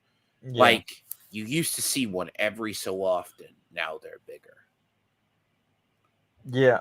Now I gotta say something like research. I have very limited time, and if I do research, it will be like other stuff. But it looks interesting to talk about. But as you said, it need research, and there's just so many in my mind. Like I'm a writer. We have 2 podcasts, and I gotta watch like 5 movies know. and 3 shows. Like I wish a day had more than 24 hours because I clearly don't have enough time. No, what I would tell you is I can send you the site that I use. Yeah, Just that could be fun. look at what is read. Just look at what is updated Yeah, when stuff does, and it gives you the general trends, and you can start to see it. And you have mangas, of course, you have manhwas, and you also have manhwas. Manhwas are the Korean, and manhwas are the Chinese. So think of these numbers, but that's a little side tangent. Because if you think manga Not is a little side tangent, man. This is like kind of yes. far away from here with the whole Yeah, ESG and then into the different we types of manga. we can play. We can play the demo video was now. 25 to 35 at 33%, and then they go into the diversity demos. I mean, Marvel movies used to be for everybody. Like, the audiences were diverse. Both men and women wanted to go see these movies, but now they've completely turned their back on their audiences and they're pandering to a very small percentage of people. The only ones who I are agree with excited that. are these 2016 girl boss feminist activists. Like, they did this to themselves. Congratulations, you played yourself. Now, my favorite tweet about this was from Shoe on Head, and she said, "Ladies, we need to talk about the internalized misogyny of not consuming the latest slop farted out by the Disney Marvel Pause. conveyor belt. Disappointed in you." It has nothing to do with misogyny, but hey, Just wait feminists till see you- misogyny everywhere and everything. Play. Yes, gals, we really must do better. I cannot believe that we let the first Marvel movie directed by a black female director flop. We did this because of our internalized misogyny. It's really, really unfortunate. And yes, people were obviously talking. What about the female catty nature that tears each other down that they never argue about? I'm a man and I supported this movie. Like I remember, like So you're an ally then. I think Miss Sparkle was like, why did you like purchase a ticket even if you kind of had low expectation? I was like, I like to support everything. Like when I see a movie, most of the time, not all the time because I'm not billionaire, but most of the time I want to see that in theater. When I can, I do. And I don't care about who's the leading actor or actress. I don't give a crap about that. I will support most movies. There are exceptions, of course, like Aquaman, The Flash, because there are 2 actors, Tracy Miller and Third, that I truly hate. That's why I will never support these 2 movies. But yeah,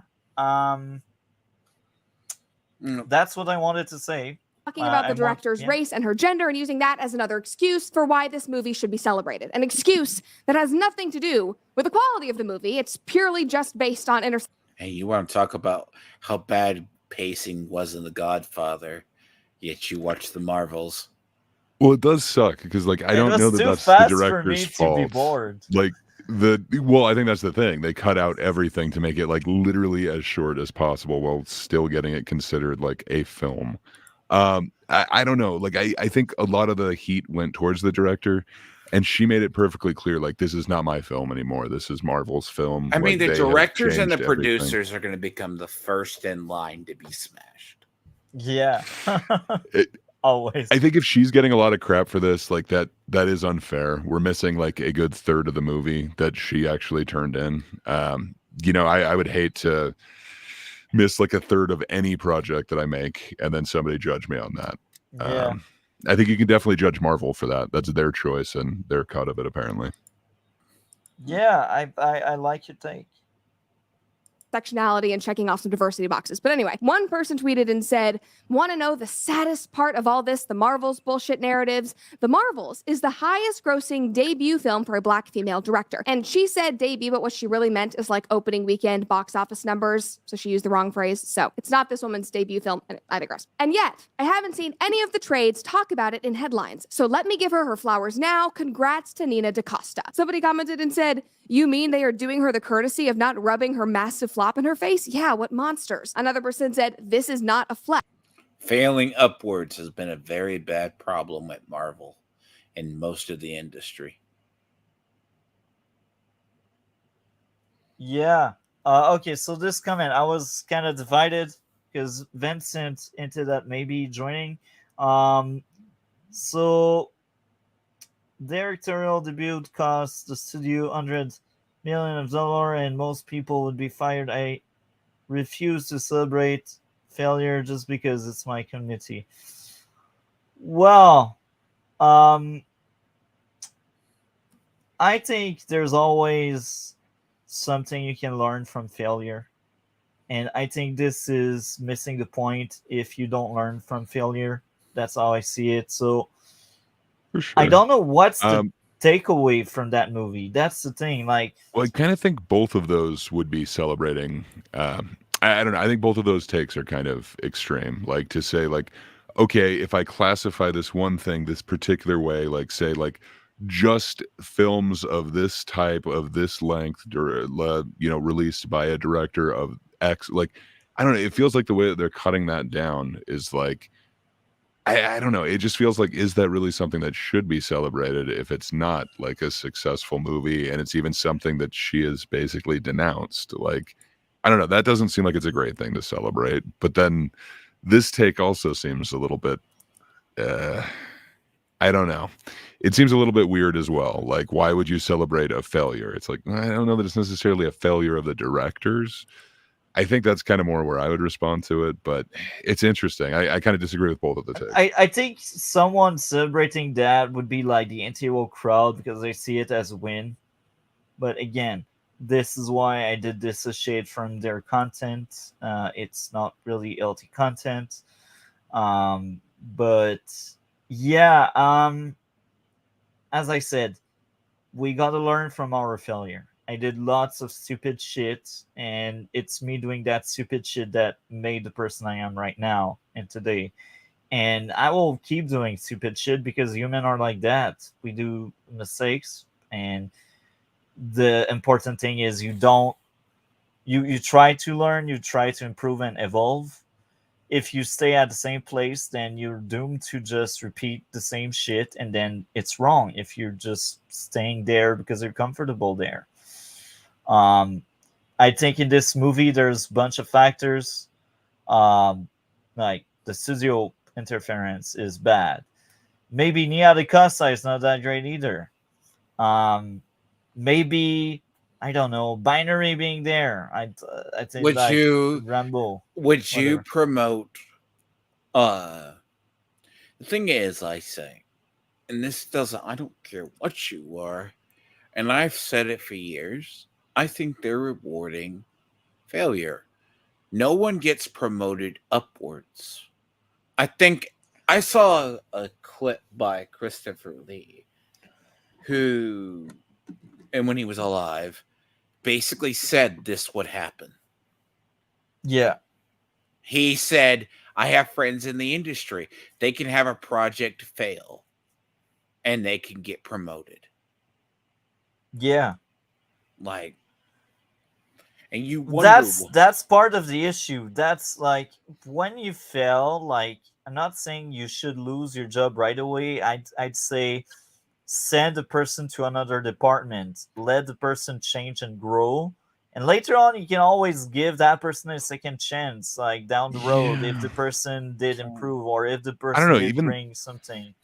Even that though, it sounds like you're saying like the person. It sounds like it would be Nia Costa in this situation, but it's like I really don't know how much of the blame is hers. Like I'm sure a percentage of it, but you're not going to fire every executive, everyone who made like a production note or anything like that, and everyone who made her edit it down. Like it would be her. So it's like, I don't know. There's countless reasons why a film could fail that's not necessarily on the director. Like, so look at it this way: in gaming QA, so if a game is released with bugs, it's the people making the game. Does QA see? Gaming companies got. Well, is it the director of the game's fault though? They got the QA. Whoever directed it. Okay, QA departments, right? Were made to. They send a game off to a QA department to make sure. I've done QA in a bunch of different fields. No, I'm familiar with quality assurance. I'm just telling you, if multi isn't. So I'm not. So QA, just someone who tests it, tries to break it, makes sure that it's a okay. I see. They break it and they send it back to the developer and say, look at this, maybe fix it before launch. Yeah. And companies started cutting QA departments. You started seeing a lot of bad games come out at launch. Now go to Hollywood. What is their equivalent? Pilots. Yeah. If your pilot is not well received, got tonight. Yeah, but how do you do a pilot for streaming? You know what I mean? Like it's kind of different. Like Amazon's tried a couple of pilots where it's like you got to vote for it. It's never huge engagement, so it's just kind of different with like the changing of a platform. Indeed. Staring into the void. I'm seeing the black of black, night of night. How's everyone doing tonight? We're almost done. Hi, Vincent. I'm not seeing anything on the screen. Did something change? Well, you can't see me. You see my lovely avatar made in part by AI. Really that's actually nice. That would actually be cool. That would be cool. Yes. But yeah, I'm seeing a black screen. Is that just the thing? Don't know why. No, we're seeing female Ben Shapiro right now. He might need to reload. Okay, bye-bye, boys. Goodbye. So what were you saying before Vincent? Okay, so if pilots don't do well, they used to send them to test screenings, right? Yeah.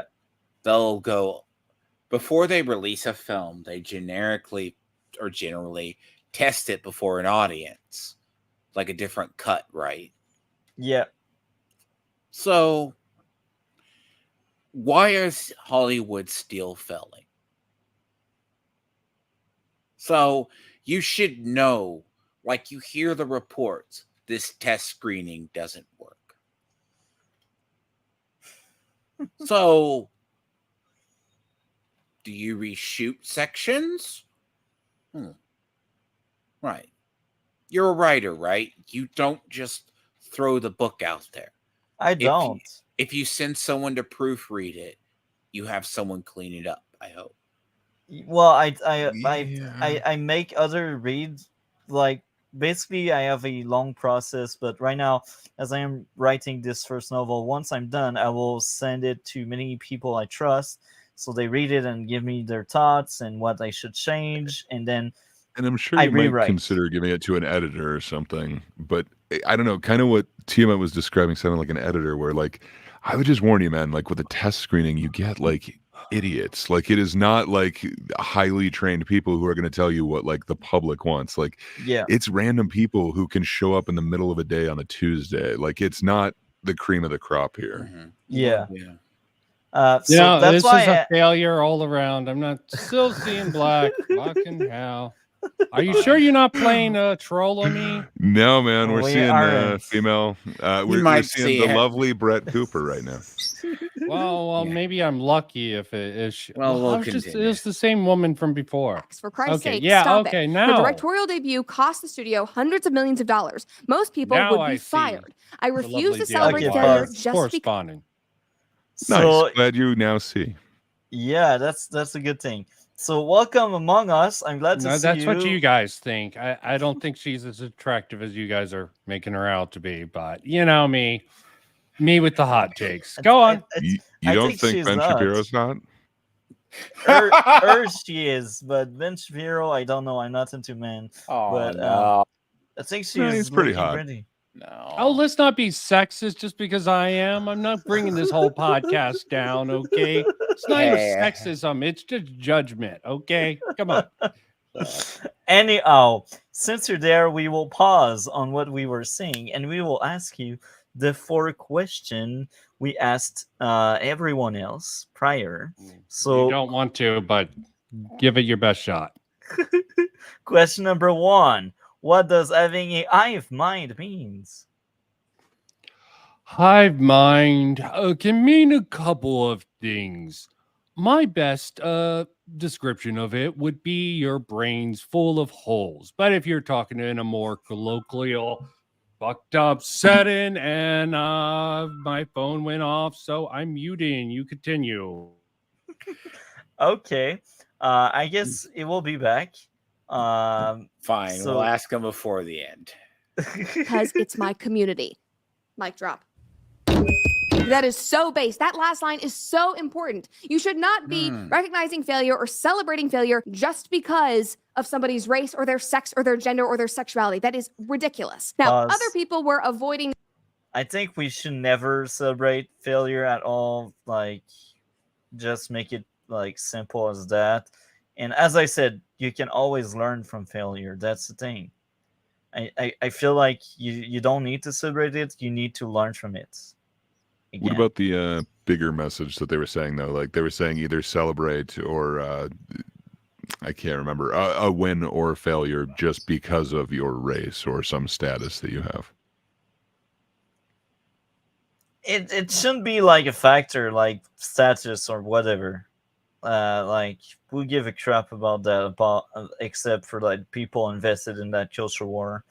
That's how I see it. I don't know. Maybe I'm wrong. Maybe I'm crazy. What do you think? Maybe that's a little backwards nowadays, but yeah, I completely agree with you. Yeah. Like we are all people. We are all the same. Like turn us upside down. We have the same organs, except if you had some kind of surgery, but then you were still born with the same surgery. We will all end up dying at some point, or we will try to use these technology like brain preservation, that kind of shit, but naturally we all end up dying. Naturally we all go at the bathroom. Naturally we all need to eat. So yeah, we are the same. But just like OG said, maybe it's backward thinking. Anyhow, I think we can play the video.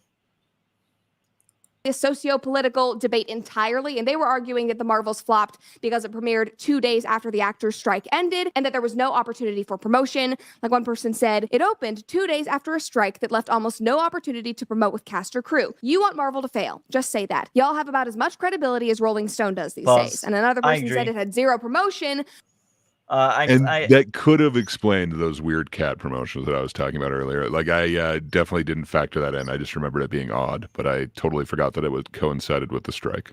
Yeah, that's why I say the strike was a factor. And I agree. Like, I will say, like, the anti-woke crowd, they want this to fail, so they will be right.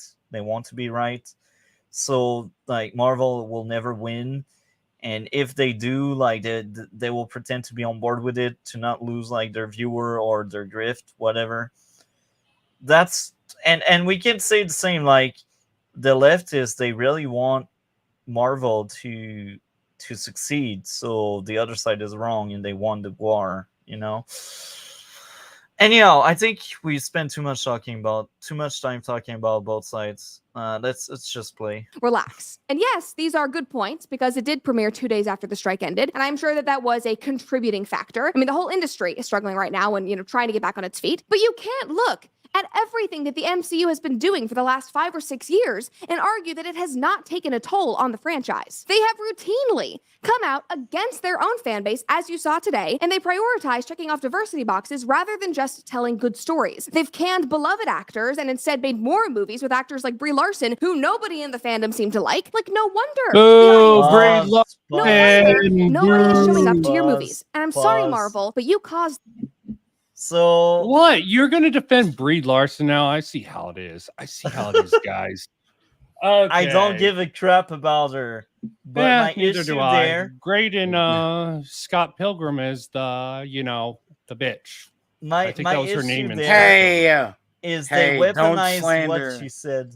Don't That was slander. the role she was playing, okay? Have you seen her jump rope?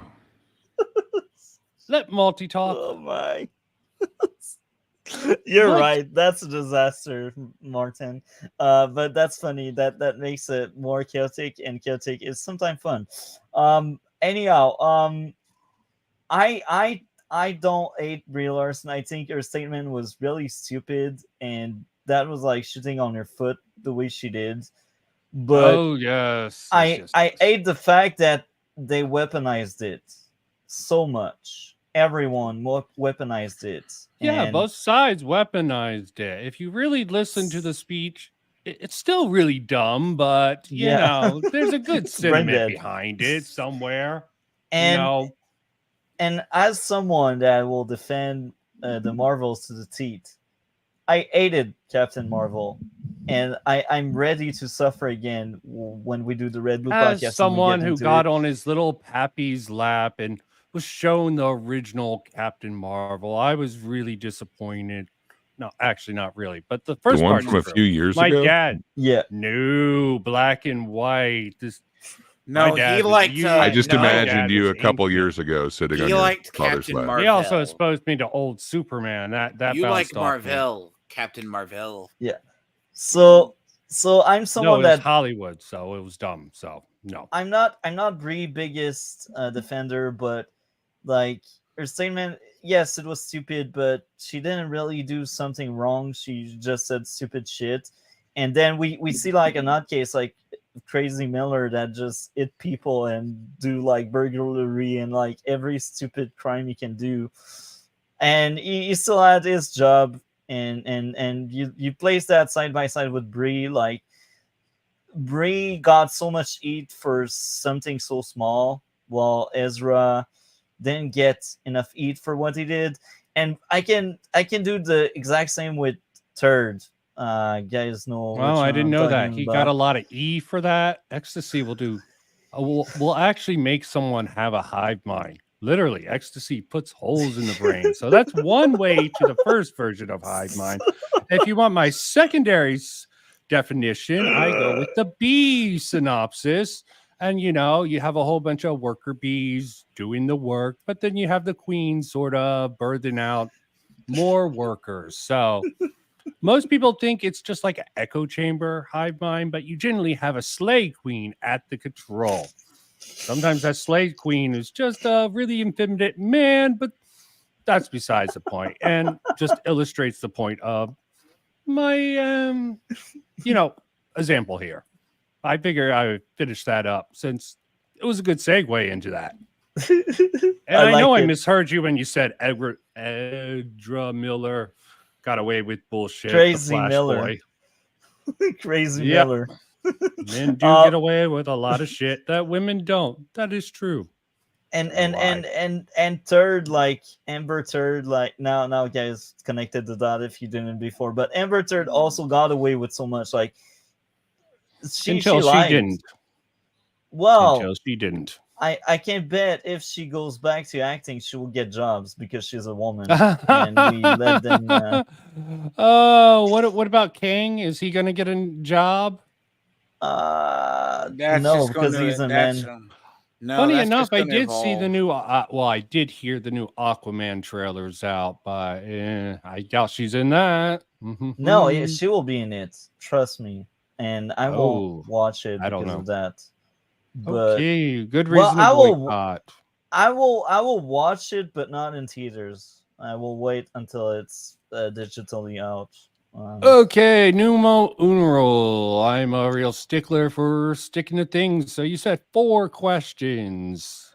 I answered the first. Yeah, number 2. What could interest someone involved with echo chamber, viewer or whoever makes the content? Can you speak to that any? No, I'm joking. You were saying echo chamber stuff. Yeah, like And this what is the crazy gray driving person force? point. Okay, what's the driving force for the echo chamber? Well, it's just confirmation bias. You sort of get attracted to someone with a similar perspective, political, gaming, media, blah blah blah. You bounce around in that, you get a few voices. It almost seems like it's not, ironically enough, an echo chamber because there's enough variation, but generally it's different chord, the same song in different chords. Generally, if you pay attention enough of what they're saying, they'll bounce off each other sometimes and try to make it seem like their opinions are so much differently than other. Results may vary on that, though. Okay, hit me with the third one. I'm a machine gun with these sort of things. You're amazing. I'm telling you, you need to get on the show more often. Number 3, what are the benefits of being in a echo chamber? Benefits in the echo chamber. It's a very good question that I'm going to have to ponder with that. None. Oh, sorry. Inbuilt friend acquaintance group. You don't need to actually be smart or really anything in particular. In fact, the class of 09, you should plug that more often, had a very good example of that. There was this dweeb character, he really wasn't everyone hated him and shit like that. Suddenly he joined this cool new group that popped up at his school, and he's like, even girls are talking to me, and the guys are respecting me. They're like, are they ordering you around, and are they interested in you sexually? Well, no, but they're talking to me. Okay, you got to rise in the hierarchy. They'll talk to you a little more if you join their little clique, but it doesn't really change your status. It just means people will be more tolerant of you because they have better targets who are outside of their little clique. All high school mechanics, in my opinion, with the sort of veneer of other stuff along with that. And Gray, I did hear that. I take personal offense. Good. I unmuted for that. Figured as much. Bastard. Vincent, Okay. You're amazing. Number 4. What are the downside of being an echo chamber? Downside of being in an echo chamber. So I'm pretty sure yodeling in an echo chamber would be a little bit too much. But on a serious point, it limits your perspective. You're not going to be able, generally, this is generalizing, something I really hate to do, but for comedic purposes, you're pretty much stuck up your own ass or the ass of your hive queen in any particular situation, or the council of hive queens and kings, all about. You face with if you're really stuck in there, you're not going to be able to hear anything. It's sort of like you'll have like a translator. If this was a sci-fi echo chamber, you'll sort of have like those universal translators they have in science fiction, but it'll sort of twist all the words around to make it sound much worse than it really is if it's against you, and much greater than it is in case Let me not get political with the Hamas thing. You know, they're totally not being anti-Semitic and approving of genocide. They're not. Okay, they're not political. Okay, let's move on. You know what? I Tony got those called right you, out of the way. Tony called you very boring and monotoned. Only if you did that to him before. Absolutely. Bruh. Perfect rough shot of me when I'm at my most boring right now. So I figured I'd get those out of the way and join you, gents. So what are we getting into? I've been listening. So about to finish. I have a general idea. Yeah, you have a general idea. That's good. So hey, right now, I guess let me ask you one final question, Vincent. What is this your a $1 million question? It is $1 million on the line. You could get this right, or you could be wrong. Okay. If you hear give the me term a timer, MCU, okay, you've got 30 seconds, and that's it. Okay. If you hear the term MCU, what is the definition that you would come from hearing? That you would come to from hearing the way that you have heard this term used? Okay. Time was on the line. Well, you got the M. Okay, that stands, I guess, for Marvel here. And she, that's obviously a she-devil. And you, universe. So Marvel, she-devil, universe. Did I win it? Is that the correct answer, Greg? It sounds like you hate women, so unfortunately, damn. Yeah. You're a woman hater. Do I lose for that or win for that? I don't know in this culture you out anymore. Whether or not hating on women is with me personally, you have lost. But you know, there was no winning there. But okay, yeah, well, your definition you seems are to fit male with other feminists people. after all. You should have really pushed back on Depending what on the Greg was definition talking of it, about I you could earlier. identify that way. Yeah. If someone's just going to say equality and that's all it means, like, yeah, okay. But I think anybody using that term would think it means something else. So I'd prefer another term like egalitarianism or something like that to kind of encompass what I'm saying with no or I treat confusion people on that an individual unnecessarily comes about. basis. If they're a bitch or son of a bitch, I'll treat them as such. If not, yeah, I'll try why to be not? nice with them. Yeah, that's generally my rule. You know, there's some gray area where, yeah, you know about this, I'm a Gray. fan of the gray. Where I will sort of, you know, play a little bit with it, you know, a little naughty, a little nice, and, you know, don't be go naughty with the into gray. it. Okay. But I don't mean to derail. And I did warn Multi about this. That's okay. This is hands down my favorite edition. This is my favorite episode. Like, I will always remember. Keep in your mind, cameo. his favorite of, you know, the first three or the only three Godfather movies is part 3. You should really watch Citizen Kane. That is a he much would more love hard it watch. so much. He would just love that film. I think he would was love that the pacing the black of it. and white movie ending, that came out in the yeah. 40s. I had seen it. I thought that was average at best. They Was it actually, pacing you issues? know, actually have camera techniques in that. That's why it was so revolutionary. Before then, they just plopped the camera and it was a stage play. So far, But the what a camera twist. techniques haven't impacted his scores a lot. I mean, like if there's something really flashy, maybe, but it's kind of more pacing. And don't knock on black and white. Psycho was in black and white, and really, I haven't Clerks seen was in that black movie and in white. years, so I don't know. See, Vincent, he didn't like the pacing in the Godfather films, and okay, that's understandable. It's All a three little, of them. He also said know, it had no character development.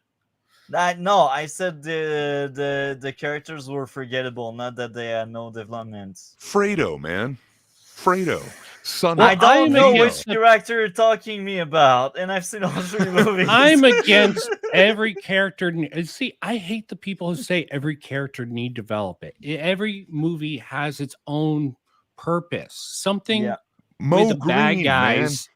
You want to see them sort of stay the same, okay? Yeah. Not most films I like, so I'm not a personal fan of. So the way I see it, there's 2 types. What would happen if the Terminator all suddenly was like, no, sorry, I got nothing. Go on. So the way I see it, there's like the story driven and the character driven type, and I do think Godfather was more like story driven than character driven. But it doesn't take away like character can still have growth in both. But when it's story driven, your focus should be more on the story than the characters themselves. But that's how I see it. Anyhow, right now we are about to finish this Brett Cooper video, so let's play and see if she has anything else to say that we can react to. Hail the Slay Queen. Get it started. So you can play it, D-Lord. Play the video. Yeah, the last. This. You did it to yourself. TM on the power. I hope you enjoyed this episode of the comment section, that you maybe even learned something new. If you have not already, like this video. Okay. Lame. Okay. I sort of missed the last 5 minutes trying to set up, but overall, well, you did this to yourself. Standard. I did do it to myself. You did it to yourself, Vincent. Okay. Yeah, she did bring up the demographics issue, and definitely that's something that a lot of people don't keep in mind. Also, some of my comments earlier about manga actually already knowing about the postmodern idea and incorporated into it. So I'd like to push back on Tiamon's idea that Japan is going to go as woke about the Forspoken thing. They just knew that was a mess. So they did whatever they could to,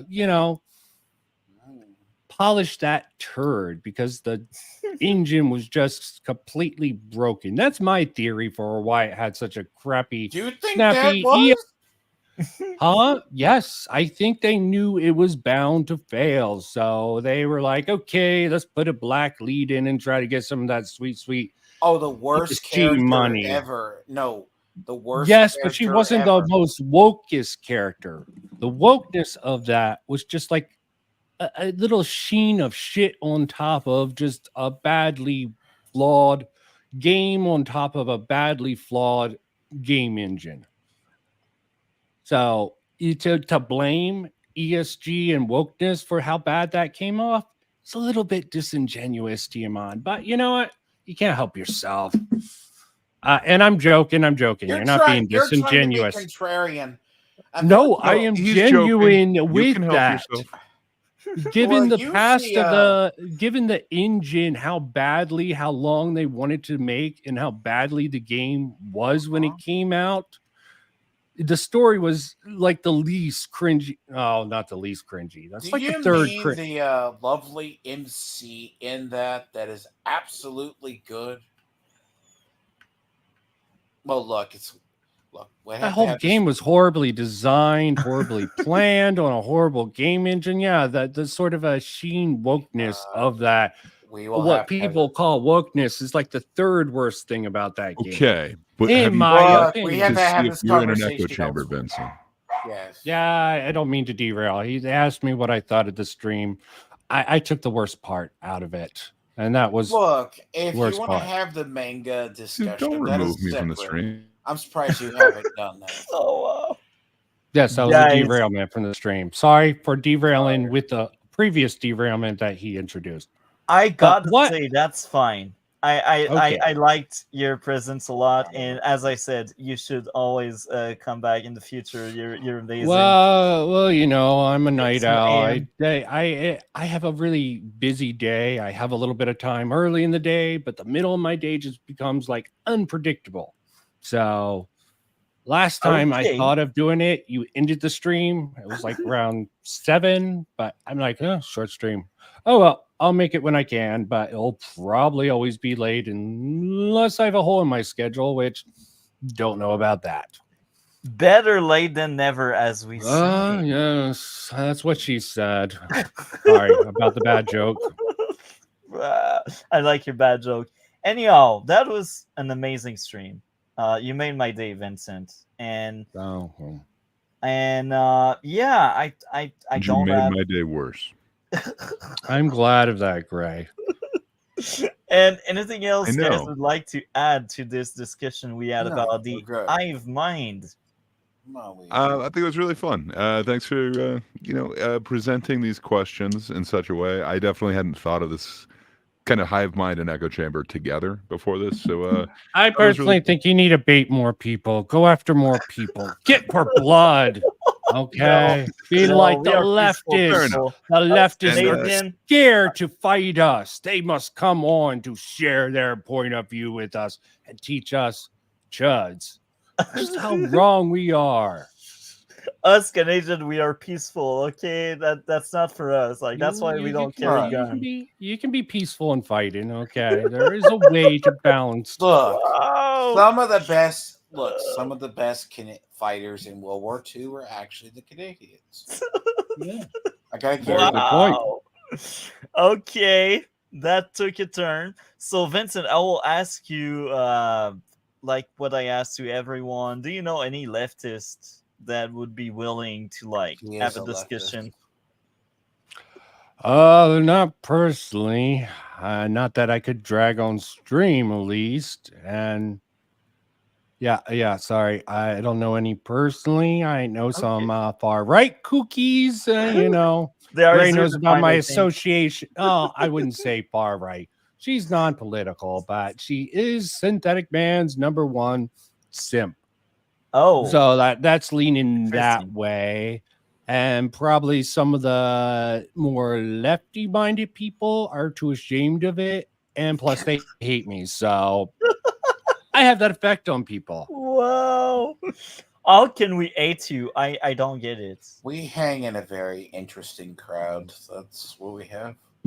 I think all of you are very colorful, and that's why I like so much hanging with Gray, D-Lord, and now Vincent. You need to show up more often. Look, the thing about Vincent is you just have to learn sarcasm.